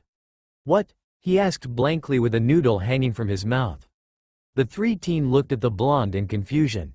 Naruto? Asked Sukune, what are you doing? The blonde raised an eyebrow. What does it look like I'm doing? He asked as if it were the most obvious thing in the world. I'm giving you guys some of my ramen. The teens just stared at Naruto like he was crazy. Naruto sighed, fine. Then as your guys' punishment for something that happened that I have no idea what happened, you have to eat ramen with me. He said with an angry scowl. The 3 teens blinked. That's it? Kurumu asked. Do you not want me to forgive you? The blonde asked with a raised eyebrow. Well, no I do, but what I did was horrible to you. How can you forgive me just like that? She cried out. Naruto just smiled. Easy, just like this. And then he put a large mouthful of ramen in her mouth with his chopstick, causing the girl jump back in surprise, almost choking on the ramen. Oi, that's great, a ramen right there, don't waste it. He shouted at the girl. Now get over here and eat this gift from Kami before it gets cold. He said, causing the other teens just to smile warmly at him as they sat down. They ended up talking for a while about mundane things. A couple times they asked the blonde how he was able to do some of the things that he did, or if he really was a human, but the boy only winked, said he was a human, the most badass human on the face of the planet, and replied, trade secret, whenever they asked about his abilities. After a while they started to leave the cooking classroom to their other classes. So how come I don't remember anything that happened though when Sukune can? Naruto questioned the succubus who was now happily eating his bowl of ramen. That's cause I used a more advanced version of my charm on you. I didn't want you to think any less of me and remember what I was trying to have you do. She said still nervously, afraid that the blonde was going to be angry with her. You're really the first friend that I have ever had, and I really didn't want to ruin our friendship. Naruto just smiled at that. Don't worry Kurumu, we'll always be friends no matter what, okay? He said happily to her, getting the girl to give him a beautiful smile of her own. As for Sukune, the reason why he wasn't affected by my charms is because he is my destined one. She chirped with a smile. In the back they hear a pink-haired girl shout out, no he isn't. Ignoring the girl, Kurumu started to explain to Naruto about succubi and their destined ones. So, Sukune is your destined one you call it? Naruto asked a smiling Kurumu who was in the process of shoving Sukune in her bountiful bosom. Yep, she chirped, I've completely fallen for him, just like he's falling for me right now. That might be due to the lack of oxygen, thought Naruto. Get your hands off my Sukune-kun, shouted Moka as she shoved her off of him before saying, Kapu-chu, and started to his blood. Naruto just looked at the scene fondly, thinking of the friends of his past. Then a feeling came up that he was able to ignore since coming to the academy, loneliness. They really didn't need him there intruding on their time. But he would be there regardless, in case they ever needed his help. It wasn't like he had anything really better to do. Naruto just sighed. I'll see you later guys, Naruto said, gaining the attention of the other teens. I'll come by after classes or something, he said in a forced voice before heading off in a random direction. The teens just looked at each other in confusion. Is Naruto-kun okay? They all thought at the same time. Naruto-kun, why can't I get my mind off of him? Kurumu thought, going her own way to her classes. I can't have these feelings for him. Mama found her destined one this way, Sukune has to be mine. She continued, confused. Then why do I feel like there still is something that I am missing? Naruto-kun, thought a pink-haired vampire. You looked so sad. I promise I will make all this up to you, she finished with resolve in her eyes. All three friends separated, worried and thinking about the blonde enigma that had entered into their lives. Naruto looked down at his bicep, breathing heavily. On his arm was a tattoo of a symbol that looked like to be a fire on his arm. Finally, he thought, that was a bitch to get down, but I wish I had thought of that one earlier. Man, Toa really didn't understand what a special fuinjutsu he really had. He had been out over the pond for a good 3 hours now, trying to get the basics over his new technique he had seen before. It's no Rasengan, but it will definitely help me in the future, he finished as he spammed out a few clones to gather his things. He then started to stretch his now sore muscles. Crap, I gotta get to school, he said as he sealed up his things and started running back to the academy. The academy. Sorry I'm late, yelled Naruto as he entered into his classroom, expecting everyone to have already been seated and listening to Shizuka-sensei. The blonde looked around and saw that nobody was there. Where's everybody? He asked himself. Oh, why are you still here, Uzumaki-san? Asked a feminine voice behind him. Turning around he saw that it was his cat-like teacher speaking to him. Naruto cocked his head in confusion. What are you talking about, Shizuka-sensei? He asked, aren't we supposed to be in class? Shizuka just sighed at the clueless blonde. Uzumaki-san, how many times have I told you not to be late to class? She asked, getting a sheepish laugh from the boy in front of her. Today we are looking at different clubs to join so that we might be able to better integrate into the human world. She continued, everybody is already off looking for a club to join. You better hurry too if you want to join one. She finished with a smile. The blonde just scratched his head. Okay, the blonde said, getting a pensive look on his face. Which club would you recommend, Shizuka-sensei? I really don't know what's good out there, so what's your opinion? Getting a surprised look from his teacher before she gained a huge grin on her face. Oh, the newspaper club is always a very exciting club to be a part of, Uzumaki-san. She cried out enthusiastically, I'm sure that you would do wonderful in it. She finished, her tail swaying behind her excitingly. The newspaper club, huh? Thought the blonde, I guess I could always use a little more stealth training. Ooh, I wonder what kind of dirt I can get on the headmaster. An evil grin slowly appeared on his face, thinking of the possibilities to get him good. Shizuka just waited patiently for the blonde's response. I suppose that would be a great club to join. Count me in, Shizuka-sensei. Naruto cried out, thumping himself on the chest. Shizuka smiled widely. Great, she chirped. I'll show you where to meet when a few more members come and join as well. Naruto nodded. Alright Shizuka-sensei. I'm gonna go out and see these other clubs though. Kinda curious to see what's out there. Shizuka just nodded. Alright Uzumaki-san. Just make sure to come on back in a little bit then, okay? The blonde nodded before taking off into the hallway, leaving a feline teacher grinning widely as if she had just eaten a canary.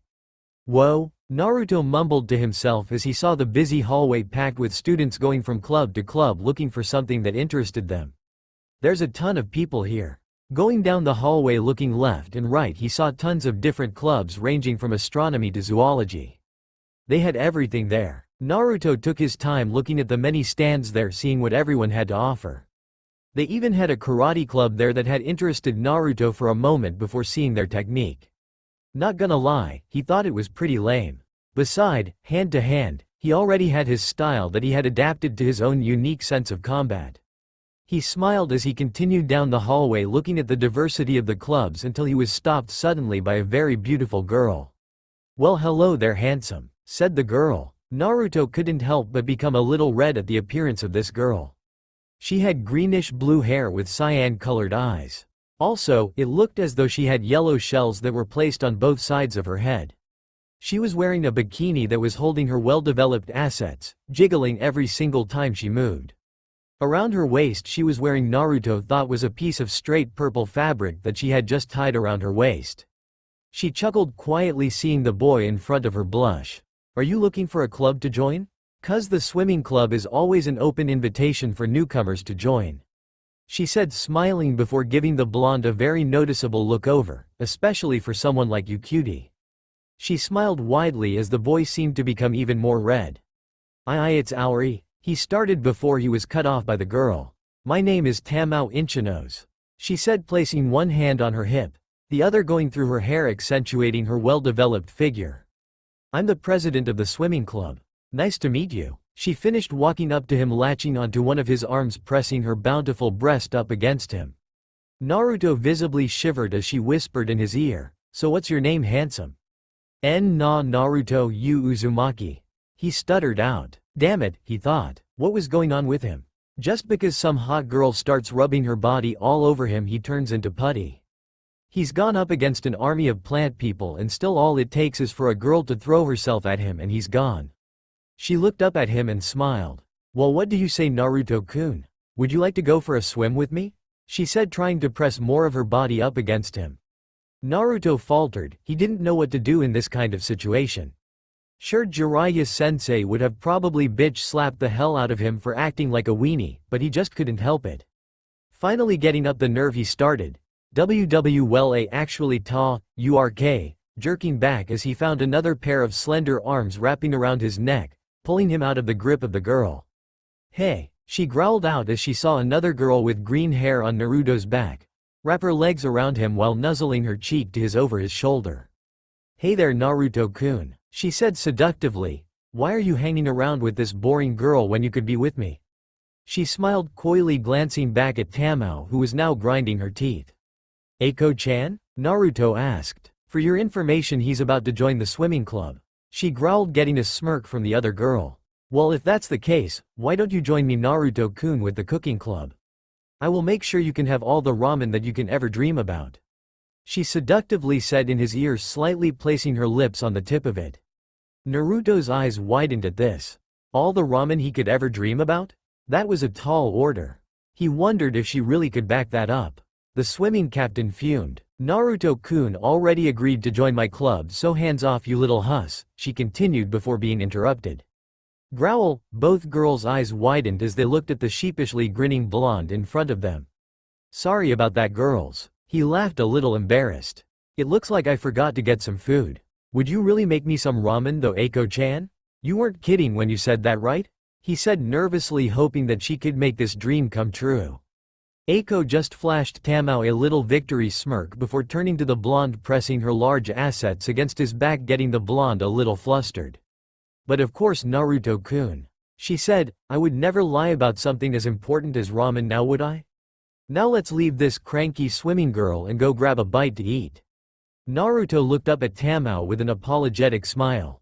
Sorry about that, Tamao-chan. He said, getting an annoyed glance from the girl on his back. I should probably eat first before I do anything. Gotta have my energy, you know. The blonde smiled at the angry girl, causing her to brighten up at him. Maybe later we can go for that swim of yours, okay? He said, getting a nod from the girl before walking off with Eiko still wrapped around his body. She glanced back at the swimming captain and mouthed the words, "You lose," causing the captain to once again start grinding her teeth. Naruto Uzumaki, she said, quietly glaring daggers at the girl who was on the blonde's back being carried away. You will be mine. You are too good to be passed up.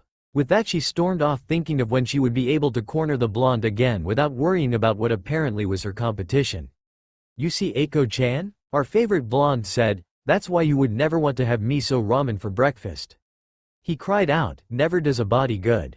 Getting the girl next to him thinking, who would ever have ramen for breakfast anyways? Shaking her head, clearing her thoughts, she looked back to the very satisfied blonde. So Naruto-kun, she said, getting Naruto to look back at her, how about joining the cooking club? We could spend even more time together if you did, she said before getting a seductive look to her, licking her lips, or maybe even get some private time together. The blonde once again got a little flustered at what she was implying. Sorry, Eiko-chan, he started, but I already promised Shizuka-sensei that I would be in the newspaper club. Sorry. The green-haired girl in front of him frowned a little before getting a little glint in her eyes. Well then, Naruto-kun, she said, smirking as she slowly sauntered over to him, straddling him, causing the boy once again to become red. How about we do an explicit interview? One where we can really get to know one another. She continued as she started to grind her hips against the blonde's, causing him to give a small moan. I see someone though already wants to come out and play. As she continued to gyrate her hips. Damn it, he thought, at this rate I'm gonna lose control. Just as he was pushing the girl off of him, she started to caress his cheeks with her hands, causing the ninja to cease struggling and lean into her ministrations. A low rumble reached both of their ears as the blonde started to purr. Eiko and Naruto went wide-eyed with shock. Kawaii, shouted the girl in his lap before Naruto found himself enveloped in the lovely bosom of the green-haired beauty as she started to hug him to death. That is just so cute. Oh Naruto-kun, we are going to have such a wonderful time together. Damn it, the blonde shouted in his head, that isn't what you thought it was. That was a growl, he tried to say through the mounds of flesh that were in his face. I'm a frickin' ba-assed ninja.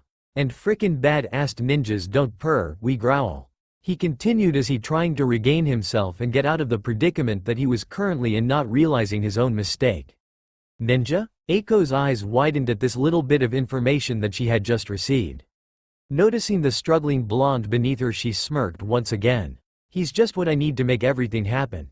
Naruto Uzumaki, I'm claiming you now. Naruto's eyes widened with shock as she grabbed his face and brought her lips to his. Eiko started to kiss the blonde passionately while the blonde just stood there gobsmacked at what was going on in front of him. HMPPHH.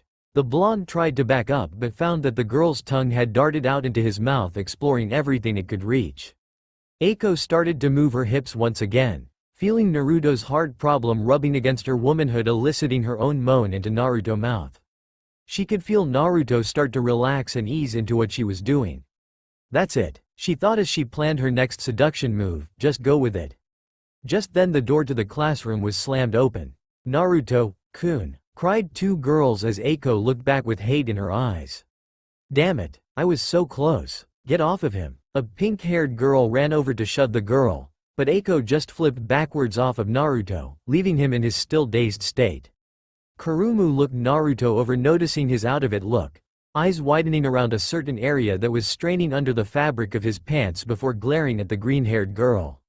What did you do to him? Moka yelled at Eiko, who just stood up from her crouch and placed a hand on her hip. I was making out with him before you two interrupted. Why, is that against school policy or something? She asked, getting both girls to glare daggers at her while the boy behind them just shrugged nonchalantly. The way he saw it, Naruto was getting some action from a hot girl. There was nothing wrong with that. Stay away from Naruto-kun, you slut. Kurumu growled at Eiko. She just shrugged. Why should I? Looking at him, it seems like he enjoyed it. She grinned. Besides, Why should you two care what I do with Naruto? Aren't you both into Sukune there behind you? Getting both girls and brown-haired boy to blink at what she just said. Then they both looked downward at the ground awkwardly. Why did I act like that all of a sudden? Moka thought. It shouldn't matter who Naruto-kun is in a relationship with, right? Thinking it through quickly, she got a determined look on her face. But he still is my precious friend, and friends don't let friends date terrible people. She justified in her mind. Sukune is my destined one, so why am I feeling this way? Thought of busty succubus. Naruto-kun is a good-looking guy. He's bound to have some girls after him. Glancing up at the girl who was now grinning like she had won the argument. But not to this girl. So what if we like Sukune? Kurumu said. Naruto-kun is still our friend and we won't let some common whore come in and take over his life. Yay! Cried Moka in agreement. Eiko just sighed in annoyance. You can try if you want to. She started before she smiled evilly, but in the end, Naruto-kun will be mine no matter what any of you say. She cried out, throwing down a smoke bomb obscuring everyone's vision. When everything cleared, there wasn't a trace of her left. Coughing out of his stupor, Naruto looked around.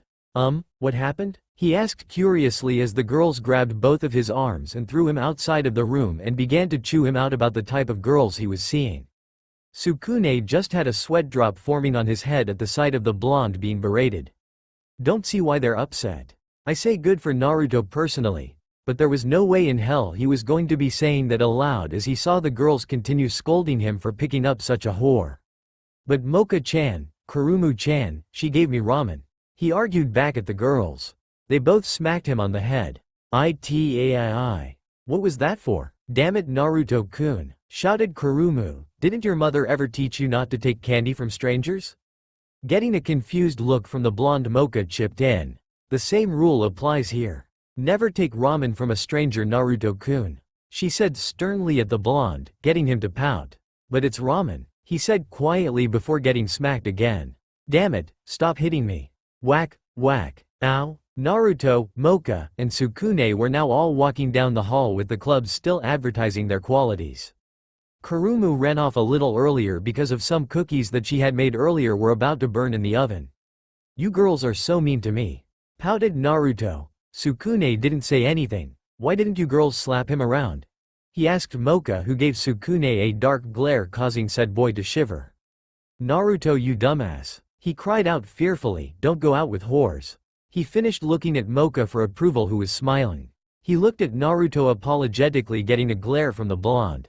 That's right, Naruto-kun, chirped Moka, you can't just choose any bimbo to date. You need to be extremely picky. Naruto just shrugged at this. Moka felt a little frustrated at the situation still though. Hopefully that would wake the blonde up to not rush into something. For some reason, she just didn't really see how any girl could deserve Naruto. The next thing she knew, she saw Sukune get swarmed by a bunch of girls in bikinis. Oh my, one of them said, you definitely need to join the swimming club. We'll have so much fun together, said another while taking off his shirt. Please take care of us, cried another, ripping off his pants. Moka just stood by flabbergasted about what was going on before she saw them start to drag him off towards the pool. Hey, she cried out, running after them. She didn't even notice that a certain blonde ninja was currently missing from the group. Hello there, Naruto-kun, said a seductive voice. Naruto found himself staring into the same pair of cyan eyes he had met earlier that day. Moments ago he had been dragged into another room and now he was staring right in the eyes of the beautiful swim captain. Hi Tamao-chan, he said, causing the girl to smile. Oh Naruto-kun, you remembered my name, she cried out as she shoved his head into her ample bosom. Now, how about we go for that swim you promised me earlier, won't you? She asked as she started to undress said boy, who was once again reduced to a stuttering mess. Hey, I can take off my own clothes, he said indignantly, but the girl continued to keep unbuttoning his shirt. Oh, Naruto-kun, don't worry, let Tamao-chan take care of you, she ended, quieting her voice as she gazed upon the body of Naruto Uzumaki. He was trim and fit. Muscles could be seen adorning his body and giving him what one could say to be a Greek god-like appearance. It looked like he had a red fire tattoo on his arm as well. But the thing that quieted Tamao down were the scars that were littered across his body. Cuts and stab wounds from his past were now represented on his body now. One in particular that got the girl's attention was the one above his heart. A large fist-sized scar lay adorned there.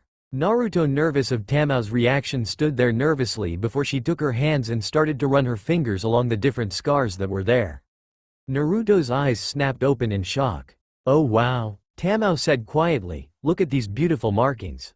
You truly are an interesting man, Naruto-kun." She finished as she began to lead him to a hot tub. Screw devouring him, she thought, I am never going to let this one go ever. Naruto, you're mine. Making her decision, she got in the water first before turning around and inviting the blonde to join her. So, you really don't mind these scars? He asked hesitantly. Tamao just smiled. Every man should have some scars here or there, Naruto-kun. It just means that you'll be able to take care of me that much better. She giggled as he blushed. She grabbed his arm and led him to the water. Sitting down next to each other side by side, Tamao leaned her head on Naruto's shoulder while caressing his arm that she was hanging onto. Naruto-kun? She started getting Naruto to look at her. I've been watching you for some time now, she said quietly, getting the blonde's internal ninja senses to be on alert. If she was watching him, how much could she know? I've had my eye on you since the first day I saw you a week ago. She continued. I dream of you constantly and I can't seem to ever stop thinking about you. Naruto started to heat up at this confession. Tamao started to lay light kisses on his shoulder and up his neck until she reached his ear. Something about you is different. I'm not sure what it is, but it excites me. Your personality, your body, and your smell. Oh, you smell, she said in his, pressing her body to his as she inhaled his scent. I can't help but to want to make you mine, she said, causing the blonde's eyes to widen. She straddled the blonde and looked directly into his eyes. Come on, Naruto, she said, now with a hint of lust in her eyes. Let us become one right now. Show me why I can't seem to get you off my mind, she said before locking her lips to his. For the second time that day, Naruto froze up, not really knowing what to do when a hot girl starts to make out with you. He started to get over his shock and reciprocate the girl's affections when he heard a disturbance nearby. Help us, came a cry from the other side of the fence. I don't want to be turned into an old man, cried another. Naruto broke of his kiss from the girl in front of him only for her to grab his face and start kissing him more forcefully. Getting his bearings back, Naruto broke off a little more forcefully, pushing the girl off of him. Tamao-chan, hold on, can't you hear them? They need help, he said to the girl. The girl shook her head and looked at him lustfully. No, Naruto-kun, I need your help. Help me and become mine, she said as she made another move for him. Naruto dodged and jumped out of the hot tub. I'm sorry, Tamao-chan, the blonde said to the lustful girl. I can't just leave anybody who needs help. With that, he jumped over the fence towards the sound, getting a growl coming from the girl. Landing on the other side of the fence, Naruto found himself looking at an interesting scene. What looked to be mermaids were swimming after all the males that were currently in the pool. To his horror, he saw a couple mermaids grab a teen and bite into both of his arms, only for seconds later he became an old man. Naruto scowled. Hell no, I'm not going to let this happen, the blonde exclaimed as he started running for the water. Cage bushins running on both sides of him, they set off running across the water, grabbing the males out of the water and throwing them out of the pool area. The mermaids stared at the blonde in shock as they saw him running across the water. Naruto, running across, picked up another teen out of the grasp of a mermaid who was ready to bite him. Naruto? He said, gaining a look from Naruto, finding that it was Sukune. Naruto frowned. Sukune saw how the blonde was running across the water and was shocked. How is he doing this? He thought. Sukune? He asked, what the hell are you doing here? Reaching the shore and dumping the boy on the ground, Kurumu ran up to them both, giving Naruto a quick lusty once-over before getting frantic again.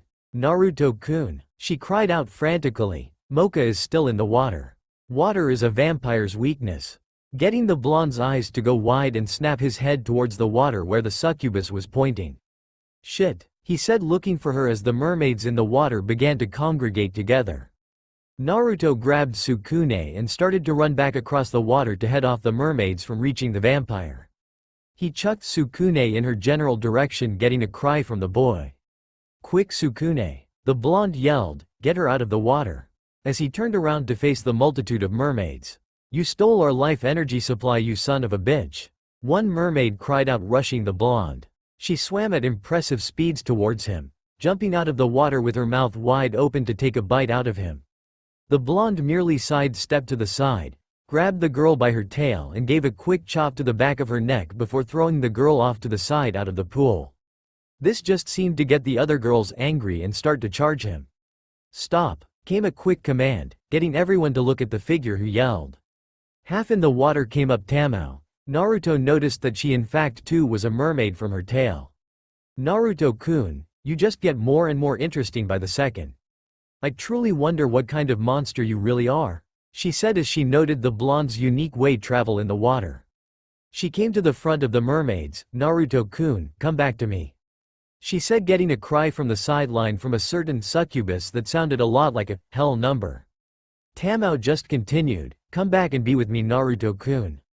We can end this all right now if you just come back and become my mate," she said, getting some looks from the girls around her.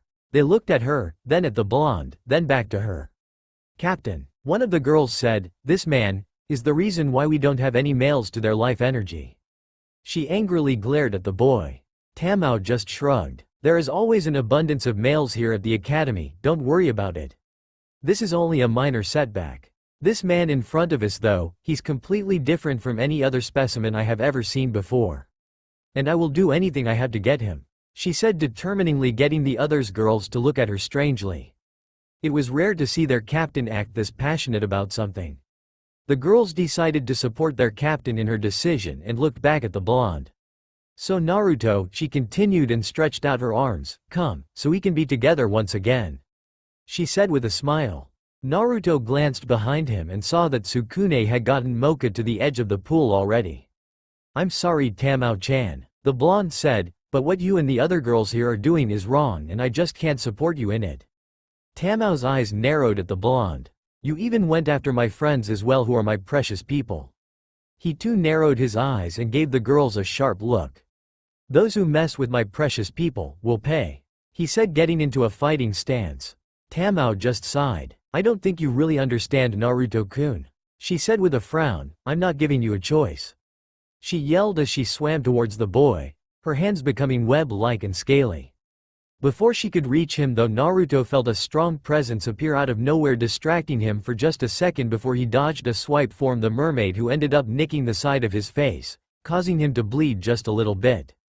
Both mermaid and ninja were blown back from a large shockwave that went off to the side of the pool. Moments before this happened, as Sukune was trying to get Moka out of the water, he accidentally grabbed the girl's rosary and yanked it off of her choker, causing the dramatic change occur with the vampire. Soaking wet, the girl glared dangerously at Tamao. "How dare you treat me like this?" she growled out, a fang sticking out of one side of her mouth. Tamao's jaw was dropped as she stared at the angry vampire in shock before shaking her head, getting her mind cleared. "Just get out of the way, water hater," the mermaid shouted. "I've had my eyes set on Naruto-kun from the moment I saw him. You don't even want him. I refuse to give him up to some blooder like you." Moka glanced over to the blonde who was sitting on top of the water.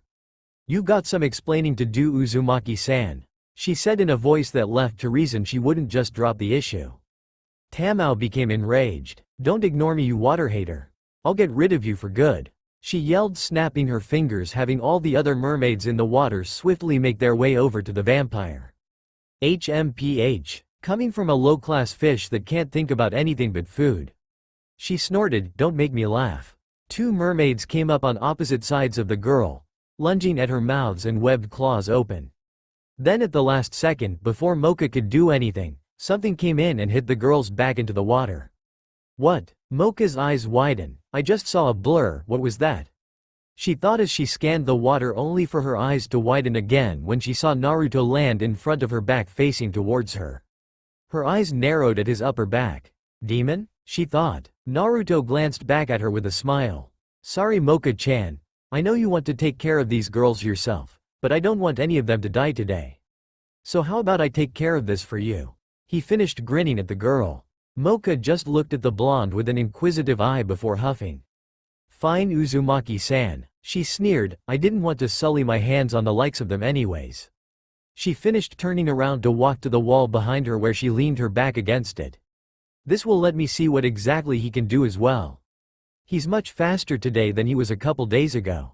She thought as she narrowed her eyes. Did he hold back fighting me?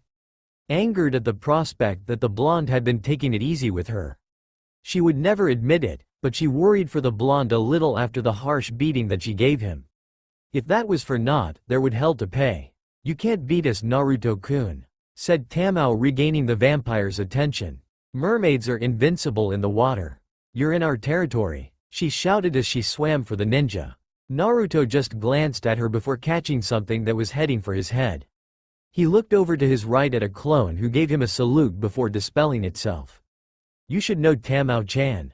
Naruto started, that no one is invincible. Moka's eyes narrowed at the clone. Those doppelgangers of his again. How is that possible? She thought. Naruto just held up the item in his hand, which looked to be a kunai with a tag attached to it. Ripping off the tag, he poured some of his chakra into it before placing it on the surface of the water. A current of electricity could be seen running through the water when the tag was placed on the surface of the pool, getting many screams from the attacking mermaids. Quadruple A ag g g g h h h h h. They all cried out in pain, feeling their muscles freezing up, twitching, and spazzing out. Naruto just looked at them. Shock tag, he said simply before creating 5 more clones and began running across the water, going to each of the girls and giving them a chop to the back of their necks, effectively knocking them out and throwing them to the side of the pool. The only one left was Tamao, who was seething in rage. Still feeling the effects of the shock, she glared at the silver-haired vampire off to the side. I see, she said quietly, if it wasn't for you, Naruto-kun would have been mine. She thought irrationally, then I'm gonna get you, aka yashi. She howled as she swam directly for the vampire. Jumping out of the water like a missile, she barreled towards the girl. Moka just gave her an evil grin. No, you place, Moka said just quietly enough for the mermaid to hear before feeling a kick connect with her head, sending her back over the water, skipping like a skipping stone until she hit the edge of the pool, making a small crater. Lying there limply with her jaw now broken, she just stared at the blonde-haired man in front of her. Kun, she tried to say with her now broken jaw. Tears were streaming down the face of the defeated girl as she lay there in front of the man she wanted. Naruto sighed, brushing a hand through his hair before crouching down in front of the girl. Listen, Tamao, he started, you honestly to me don't seem like that bad of a person. But what you were doing here was wrong, he said with conviction in his voice. I'm sorry, but you had to stop doing this. I know you're a better person than this. He sighed, listen, one day I'm sure you'll find that guy that you're gonna want to be with for the rest of your life. But only if you change and stop doing things like this. Tamao's eyes widened slightly before they started to fall, losing to her personal battle to stay conscious. The last thing that she heard was, I hope that we can still be friends, Tamao-chan. Then she lay there in the concrete crater, giving out another sigh as the blonde got up from his crouch only to hear a slap. Looking over to the other side of the pool, it looked like Moka just slapped Sukune, Kurumu holding onto him, giving her an incredulous look. Welp, he might as well start heading over there to see what was going on. Walking over as Moka started to walk away from Sukune, she stopped and looked over to Naruto and started walking towards him. Naruto raised an eyebrow at this but shrugged nonetheless. The thing is that she never stopped walking towards him. The blonde had stopped, but Moka continued forward into his personal bubble. Moka HMPHHHH? He got cut off as Moka's hand once again found its way over his mouth, pushing him against the wall that was to their left, effectively pinning him. What the hell is this girl's problem? He was thinking about escaping before Moka shot him a glare that said, if you try to move I will kill you. Now being on the side of angry women before, Tsunade, Sakura, Anko, it was safe to say that Naruto didn't want to get his ass kicked again for not doing what a female told him to do, so he just decided to go with the flow of things here in this situation. Moka gazed down at the blonde who she had pinned against the wall. She saw the scars that had lined his muscular body. Her fingertips traced some of the lines that were across Naruto's abdomen. Naruto shivered at her light touch, getting the vampire to smirk inwardly. Then her eyes gazed at the fist-sized scar above his heart. Now what kind of thing would give you this type of wound, Uzumaki-san? Letting go of his mouth but still effectively pinning him against the wall. The blonde moved his jaw side to side, trying to loosen it just a bit. OWWW. He said, you really need to lighten up. He a harsh glare at the comment getting the blonde to wince.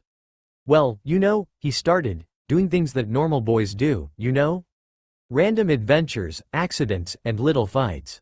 You know, manly stuff. He said nervously only for Moka to get up right in Naruto's face, pressing her entire body against his. To both Sukune and Kurumu, it looked like she was just about to kiss the blonde. This getting a little tick from the blue-haired girl. Oh really? She asked dangerously, getting the blonde to wince again. Then please enlighten me how having the word demon etched along your back is manly. Naruto flinched at that. He was hoping that no one would have noticed that one. Both Kurumu and Sukune looked confused. Moka saw the blonde's wince. I almost didn't see it, but I assure you Uzumaki-san, it is still there. Would you like to explain why you have such a thing etched into your body? Also, if you're just a human, then please explain to me how you were able to move across the water, make corporeal copies of yourself, as well as produce a large current of electricity from a piece of paper. Please tell me, is that just manly stuff as well? She asked, challenging the blonde. Naruto could swear he could feel her breath less than an inch away from his lips. Naruto swallowed nervously. Yep, 'cause I'm awesome? He asked hopefully, trying to lighten the mood. Ow! He yelled out as Moka hit him on the head, right where Tamao had scratched him. Man, that stained. Moka was still glaring at the ninja. Why did you hold back? She asked Naruto, getting a look of confusion from him. You were moving much faster and were more precise with your attacks than a week ago. So I'll ask again, why did you hold back when you were fighting against me? She snarled at Naruto. Naruto winced slightly. I honestly don't remember fighting you ever, Moka. Moka's hand shot out and covered his mouth again, shutting the blonde up. I don't like surprises, Uzumaki-san. She stated firmly. One way or another I will find out who and what you are. Know your place, Uzumaki-san, she said a little forcefully. She knew she wasn't going to get any straight answers out of the blonde today. It was frustrating, for how easygoing the boy was. It was surprisingly difficult to get him to talk anything about himself. She had observed outer Moka, Kurumu, and Sukune ask him questions, only to get cryptic answers from the boy. He would then steer the conversation somewhere else where the matter was then forgotten. Smelling something delicious, she looked back at the blonde and saw a small trickle of blood coming from a cut on his temple. Moving her face forward, Naruto started to fidget around a little before the vampire strengthened her grip on him to hold him in place. What the hell is she doing? Thought of freaked out Naruto. Moka opened her lips and gave the small line of blood a tentative lick. Her eyes widened. What the hell? She shouted out loud as she backed her head away from the blonde, rapidly getting a confused look from the boy. Moka was silent for just a moment, thinking about the blood she had just tasted. It seemed bitter and a little foul, but the more time went on, the better the blood tasted in its aftertaste. She gave the boy's face another small lick, unconsciously rubbing herself up against Naruto. He shivered from the close contact. Moka, now getting more used to the taste, started to rapidly lap up the rest of the blood, moaning slightly at its flavor. When it was all gone, she started to lick at the cut that was on Naruto's face, reaching up and rubbing more of her body against the blonde, causing his hormones to start to go out of control. Now the girl was moaning audibly in delight at the tasty treat. Kurumu just stared at the vampire in shock at how she was behaving. Sukune had gotten a nosebleed at the erotic scene that was happening in front of them, slightly jealous of the attention that Naruto was getting from inner Moka. Realizing her actions, the silver-haired vampire stopped suddenly and released the blonde from her grasp. Seeing at how she had affected the boy, she smirked at herself slightly. Naruto slid to the ground and was blushing madly at what had just happened. Moka saw that her body had really affected Naruto, more areas than others. I trust we have an understanding, Uzumaki-san. The next time we talk, I will have answers from you, she said with a serious expression, getting the blonde to nod dumbly at her. Good, she said as she started to walk off, leaving the three teens in the pool area alone. Regaining his bearings, Naruto looked around and saw the injured mermaid that Moka had dealt with. Getting up, he scooped her into his arms. Naruto-kun, what are you doing? Asked a still nervous Kurumu, getting a look from the blonde. She's the only one who really got injured and really should get some medical treatment, so I am going to take her to the infirmary, he said back to the girl. Sukune's eyes widened. But she just tried to kill you. He shouted to his friend, only to get a small smile from the blonde. If I remember correctly, Kurumu-chan tried to do the same to you, didn't she? The blonde asked, getting an embarrassed look from the succubus and just a thought-processing stare from his friend. Tamao-chan really isn't a bad person, she's just made some bad decisions, that's all. If we give her the chance, I'm sure that can do great things in her life. Naruto turned around and started walking out of the park. Both Kurumu and Sukune then saw, lightly on his back, the shiny skin that had the words, "demon," etched in his skin. Naruto-kun, they both thought, what happened to you? All three never noticed a slightly blushing mermaid had regained consciousness, silently listening to what the blonde had said. When everyone had left the pool area, a figure came out of a shadow in the corner of the area. Interesting, said a feminine voice. She was a beautiful young woman with long, light green hair, large breasts, a tight leather leotard trimmed in feathers, purple nylons with bat patterns, black boots, and bat-like wings on her back and on top of her head. That was entertaining, she said to herself as she recounted the little scuffle that had occurred.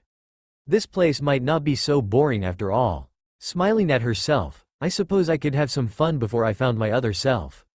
Laughing to herself as she disappeared into the shadows once again. Naruto and his three other friends were walking down the hallway talking with one another. Moka had just shown up earlier that day. It had taken a day and a half for the girl to resurface from her room. Being in the water really had wiped her out, was what she told them.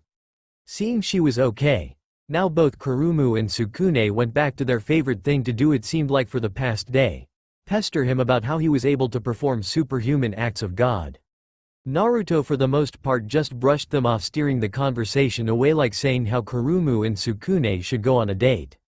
Sukune blanched at this, blushing and sputtering. Kurumu just smiled lightly. Naruto raised an eyebrow to this, thinking that the girl would have been all over his friend. He noticed that Moka was being unusually quiet though. Looking over, he found the girl staring at him with a small tinge of red adorning her cheeks. Seeing the blonde catcher staring, she flushed even further and chomped on Suern's neck. Kapu-chu! She dug into the boy, getting a loud yell from him and an angry succubus trying to pull her off of him. Naruto laughed lightly at their antics. He loved his new friends, but he just didn't see why they needed to know about his past quite yet. He would tell them eventually, just not right now. Remembering something, the blonde spoke up. Hey, getting their attention, have you guys found a club to be in yet? He asked the three, who all looked at each other. No, not yet. Sukune started, with everything that has been going on, we haven't really had time to sign up for one. Naruto just grinned. Why not join the newspaper club? He asked, getting looks of confusion from the three. I did, it sounds like it will be a good time. Besides, having you guys there will be a blast. The three just looked at each other before agreeing. That sounds like a lot of fun, Naruto-kun, chirped Moka, getting nods from the other two. Naruto smiled. Alright, he cried, let's go see Shizuka-sensei and let her know. All four made their way to the classroom. Opening, they found their sensei in mid-bit of a rather large fish in front of her. Looking up at the sound of the door opening, she found her students in front of her. Oh, what can I do for you for today? She asked with a smile on her face. Naruto grinned. Well, Shizuka-sensei, I found more people for the newspaper club. He said, getting a wide-eyed look from his teacher. She then smiled. That's great, Uzumaki-san. She cried out. Oh, you guys are just going to love the newspaper club. It's so fun. She then went on rambling about how the newspaper club was so awesome when the door opened again. They looked back and three of the five of them tensed up at what they saw. Tamao had decided to walk through the door, getting nasty glares from both the succubus and the vampire. Sukune stood nervously off to the side as she walked in. Naruto smiled softly at the girl walking towards him and his sensei. She flashed the blonde a beautiful smile before addressing the teacher with a small polite bow. Shizuka-sensei, she started, I too would like to be a part of the newspaper club. Getting the cat-like sensei to smile at her and nod. What? Cried out three teens as Tamao went over to Naruto and bowed, also getting a confused look from everyone in the room. I'm sorry, Naruto-kun, she said sadly, you were right. I have been doing things that haven't been the best, but I want to make it up and show you that I can be a better person. She said with conviction in her voice. Please give me that chance and I won't let you down. Naruto smiled at the girl. Tamao-chan, you never need to bow to me. He said smiling, I'm just happy that you want to be a better person. He stuck out his hand, welcome to the group. He said happily before the girl in front of him smiled and gave him a flying glomp. Oh Naruto-kun darling, she said suddenly sticking his face between her breasts cutting off the blonde's oxygen supply causing him to flap his arms like a bird. I'm so happy that we can still work together and be friends. Let me show you how friendly I can be right now. She said seductively to the blonde getting a nervous laugh from him and a slight nosebleed from Sukune at what she was insinuating. Tamao was then ripped off of the blonde by an angry succubus and vampire. We're not gonna let you eat Naruto-kun, cried out Moka getting a nod from both the succubus and Sukune. Eat him? Fakely gasped the overly surprised Tamao at the accusation that she wanted to feast on Naruto. I would never want to eat him. I never did. She finished getting disbelieving looks from the three. Well, why were you trying to eat him the other day then? Sukune asked fearful for his friend. Tamao just smiled. Oh that? She asked innocently. I was trying to make Naruto-kun here my mate. She said cheerfully as she started to rub herself up against the blonde getting him to stutter. A second later she was ripped away from the blonde by an angry-looking succubus and vampire. Like hell am I going to let some filthy whore like you have Naruto-kun? She yelled getting a, yeah, from her pink-haired friend. How dare you? Tamao shouted back. You girls have Sukune, go bother him and leave me with my mate. He's not your mate. Moka shouted out getting the three of the girls into a shouting match at whose mate is whose and which whore couldn't be the mate. Honestly, it was just all too confusing for both of the boys to follow. Shizuka giggled. My, she said, we sure have a lively group this year don't we? She smiled getting the boys to let out a sigh watching the girls yell it out. Dude, Naruto started, I kinda miss it when they just fought over you. Sukune gave a small exasperated laugh. Welcome to the club Naruto. Sukune said, we're best friends right? If I have to deal with this, you're coming kicking and screaming with me. He finished grinning at his blonde friend who had a tick mark above his eyebrow. The two just stood there watching the girls continue their fight for a few minutes. Want some ramen? The blonde asked as he pulled out the noodles from his scroll as he sat back and continued watching the fighting girls. Sukune shrugged and grabbed a bowl for himself then getting himself comfortable before watching the sight before him. Sukune-kun, Kurumu exclaimed excitingly at the end of their class period. Today we start going to our club together, right? I'm just so happy I can be in the same club as you Sukune-kun. She cried out cheerfully as she smashed the boy's face into her large bosom, effectively suffocating the poor boy. Naruto glanced over at the couple only to shiver when he felt a pissed-off Moka radiating hate at the succubus. Well then everyone, Shizuka said interrupting any further arguments that could occur. Thanks for joining my club. So let's begin the club activities for the Yukai Academic Newspaper Club. She said cheerfully. Naruto, Sukune, Moka, and Kurumu just stared around them at the empty classroom. Are we the only members of this club? Naruto asked scratching his head while the others had a similar train of thought. Naruto-kun, came a voice from outside as the door flew wide open. Huh? HMPH, was the only thing that Naruto could get out before he was tackled out of his desk onto the ground. Then he was effectively squeezed while his face lay between two soft mounds that were rubbing enthusiastically against him. I've missed you so much Naruto-kun. Tamao cried out with a pout. Why can't we be in the same class together? Naruto was now flapping his arms like a bird trying to get some form of oxygen into his lungs. Hey, you. Tamao blinked before she felt two hands placed on her shoulders yanking the girl off of the now gasping boy. Naruto inhaled as much air as he could before hearing a slight chuckle. He looked up and glared at his friend Sukune who found the situation hilarious, as he was not the only one suffering from oxygen deprivation. Oh you better watch your back now Sukune. Naruto thought evilly as he planned all sorts of pranks that could torture his friend. What do you think you're doing? Moka cried out at the mermaid who was filing her nails uninterestingly. What does it look like I'm doing? She said as she blew on her nails.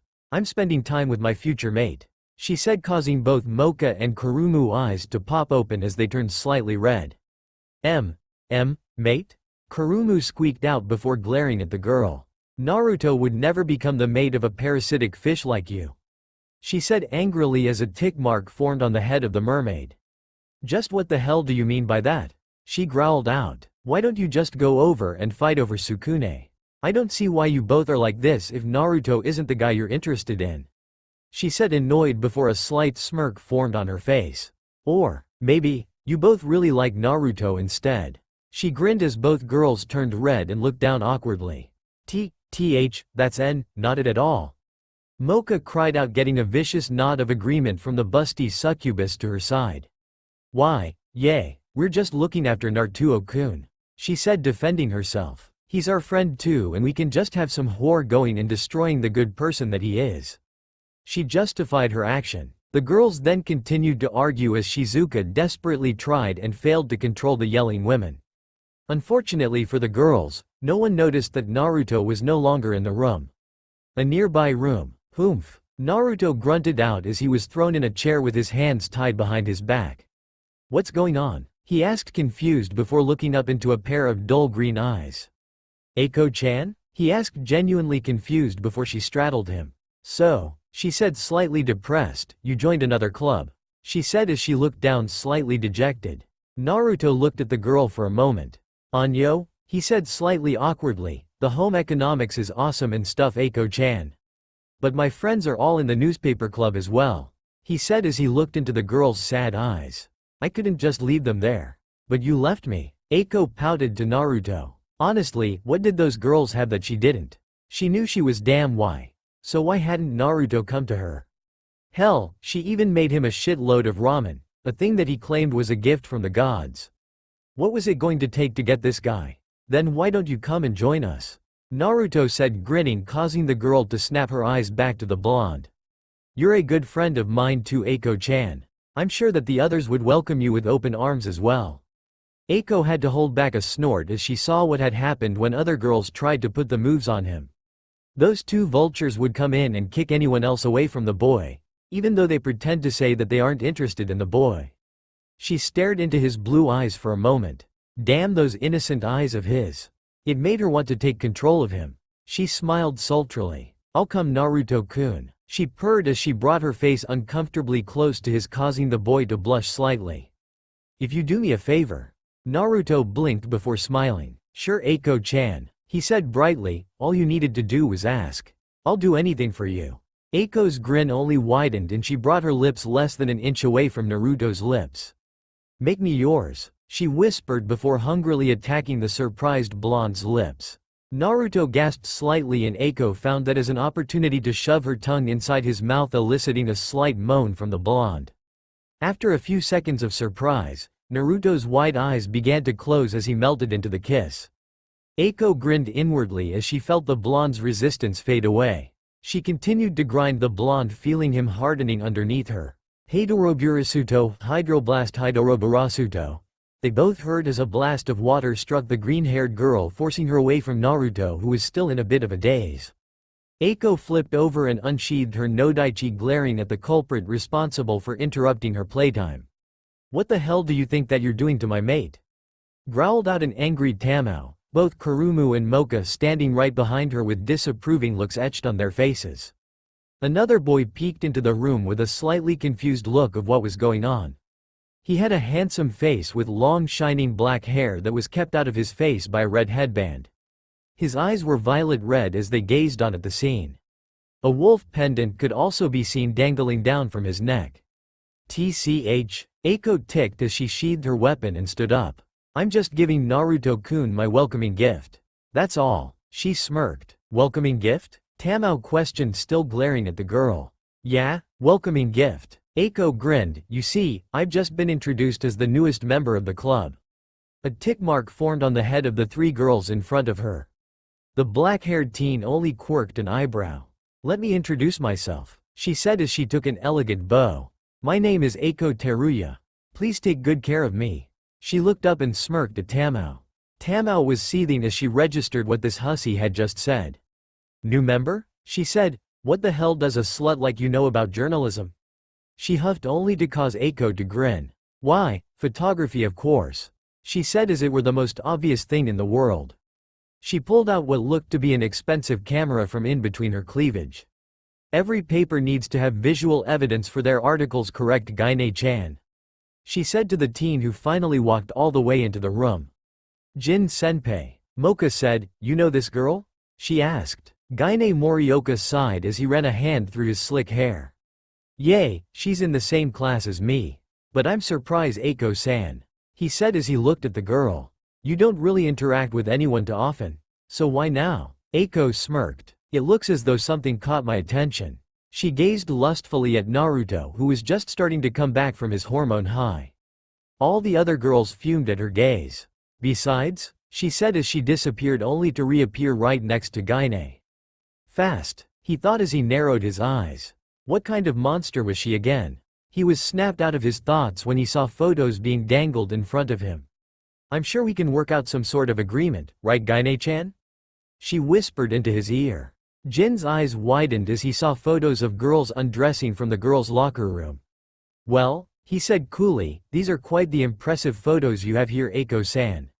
He said as he took them out of her hand and placed them within his suit jacket. I think that you might just have a place here in the club after all.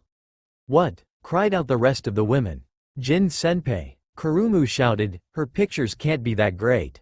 Let me see. She shouted only for a few pictures to be dangled in front of her. Hot, she cried out as she grabbed the pictures and was practically drooling over them. Tamao and Moka just looked at each other confused before they gazed over her shoulder. Tamao automatically started to drool while Moka turned a bright red. I wasn't sure about the one that you liked, so I added both Naruto and Sukune into the mix. Eiko said with a wink. The photos contained various pictures of both Naruto and Sukune either bathing or in nothing but a towel. Don't worry, I have plenty for the two of you.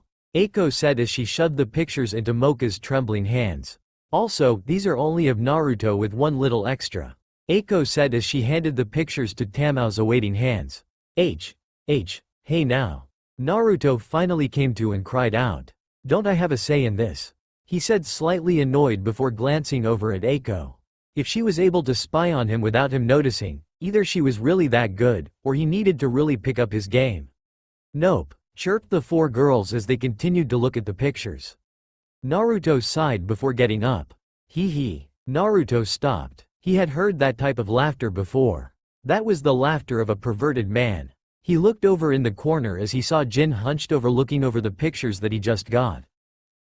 You okay there? Naruto asked before Jin shot up, hiding the photos behind his back. Yay, I'm great, Jin said nervously as he wiped some drool off of his face. So you're Naruto Uzumaki, right? Jin said with a hand extended. It's nice to meet you. I'm Gaine Morioka, president of the newspaper club.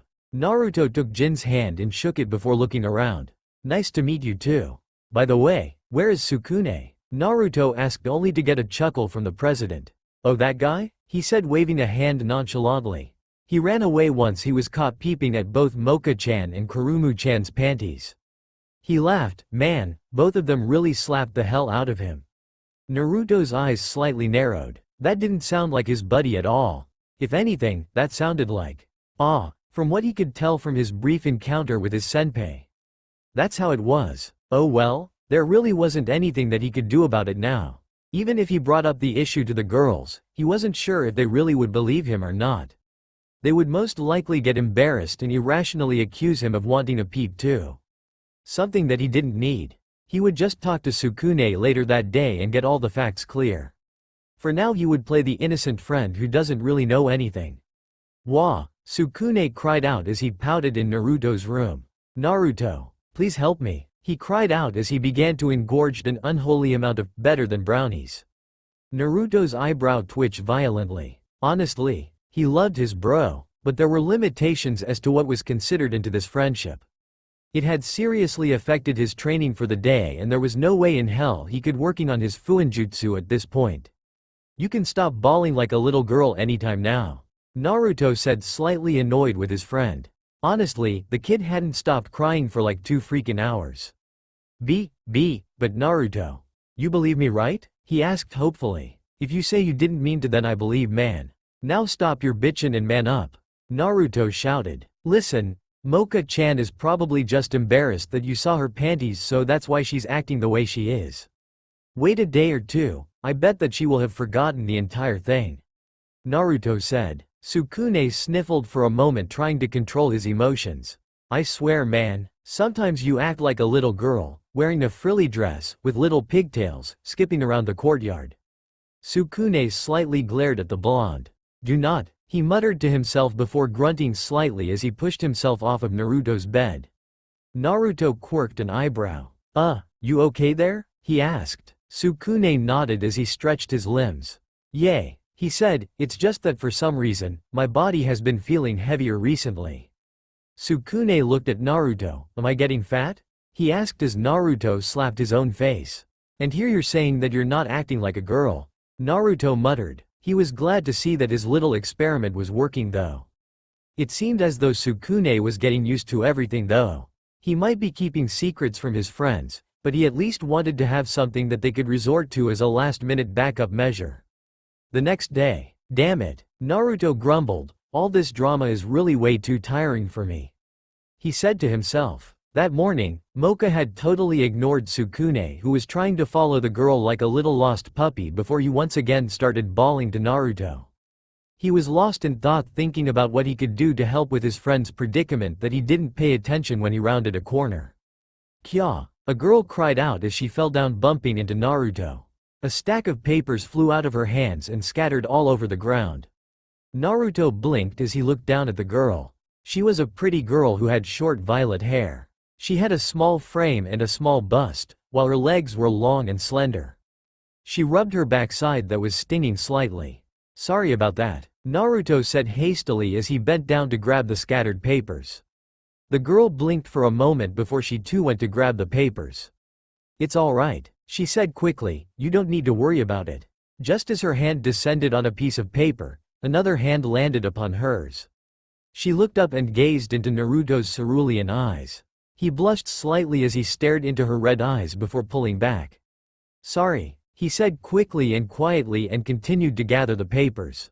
The violet-haired girl blinked for a moment before smiling slightly. They gathered the stack and stood up before Naruto glanced at her again. "You're the student council vice president, right?" Naruto asked. The girl smiled at the blonde. "That's me," she said with a slight bow. "My name is Lilith," she chirped. "You look familiar. What's your name?" she asked. "Naruto Uzumaki," he said smiling. "Nice to meet you." He then motioned to the stack of papers in his hands.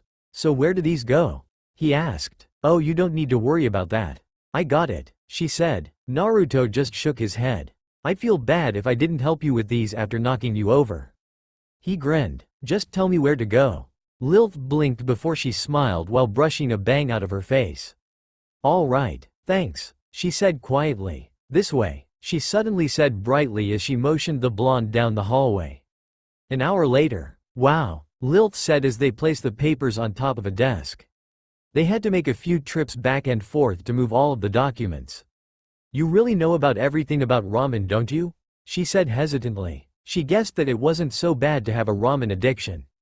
It was better than a lot of the interests that many of monsters had in the academy after all. It seemed as though there were many of the males, who just couldn't control their hormonal instincts. A few had tried to go after her as well, but she had dealt with them accordingly. In some of the most painful ways and in some males' opinion, cruel and unusual punishment. Still, the blonde that she had bumped into was turning out to be a lot more intriguing than she had first imagined. He also seemed to have a lot of good ideas that the student council could use to incorporate into the academy's system.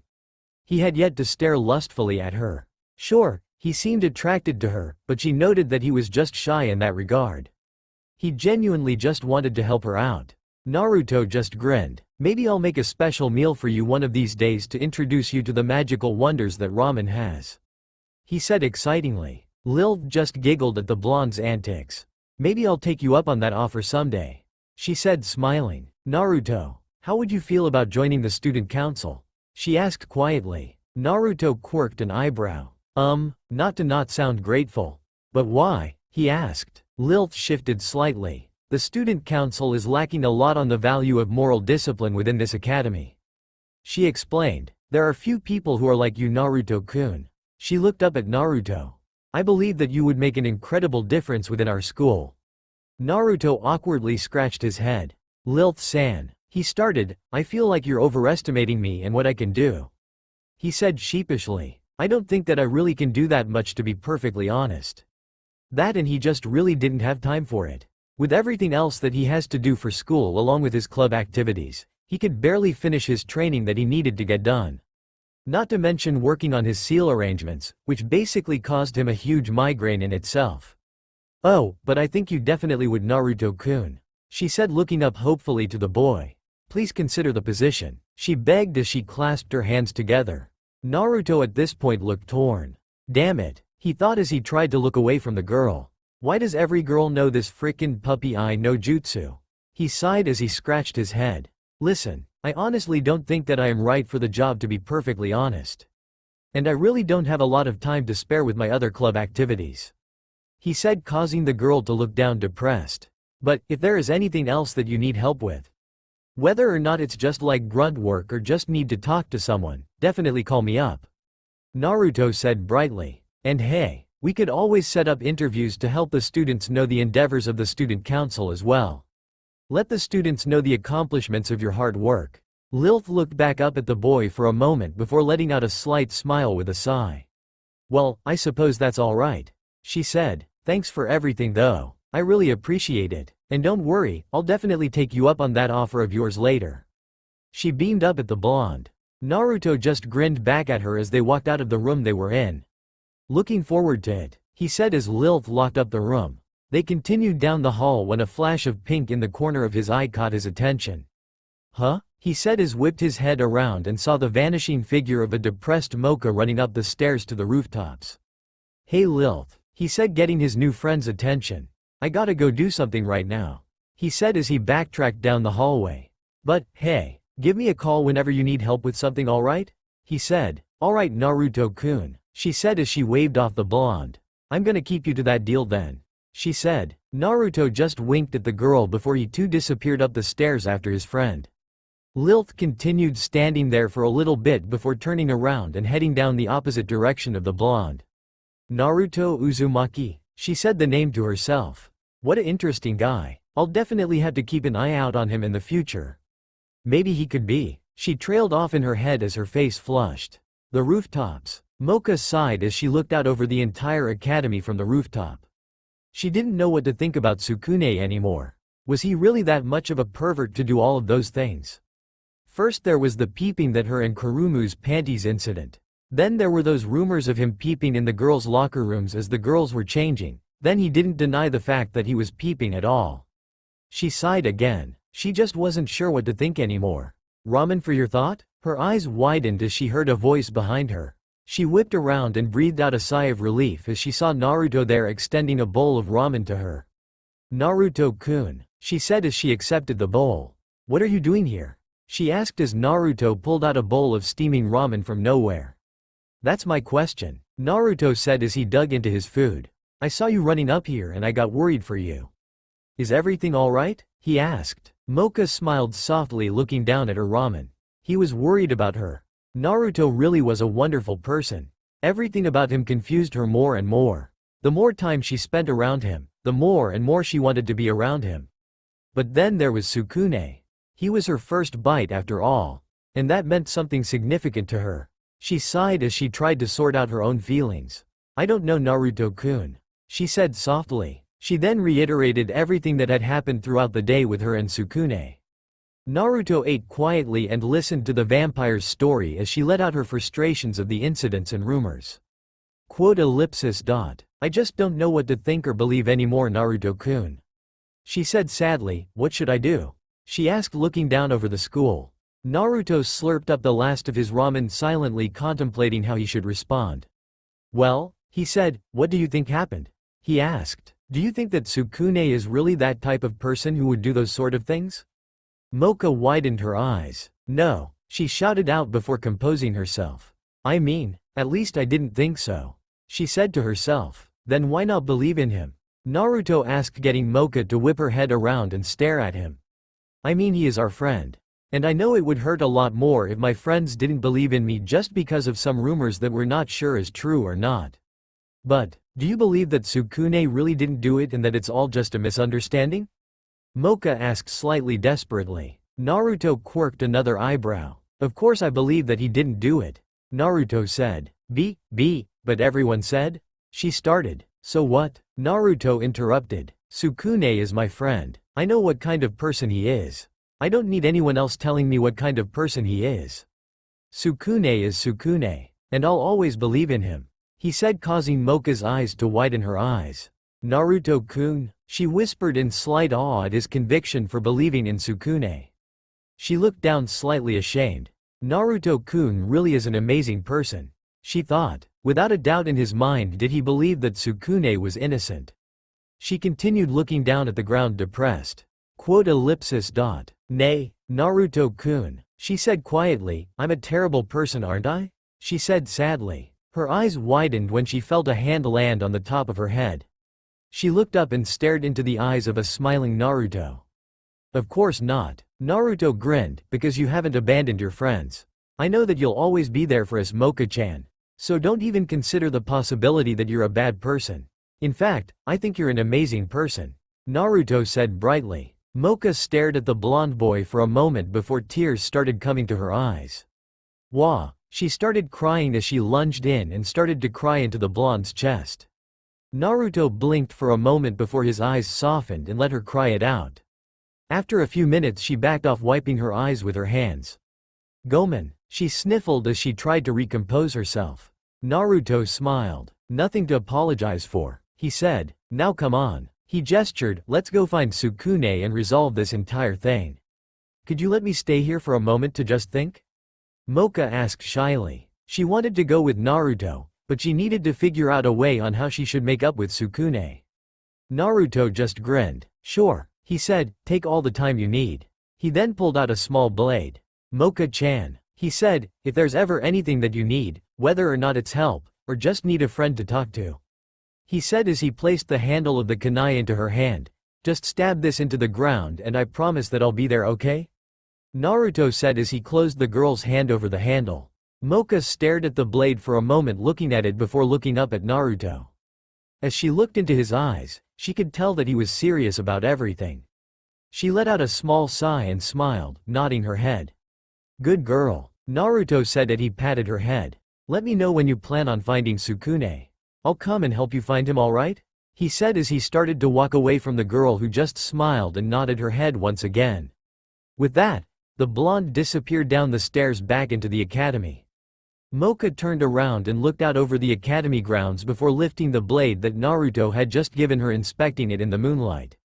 Naruto-kun, she whispered as she continued looking at the shine that reflected off of the blade.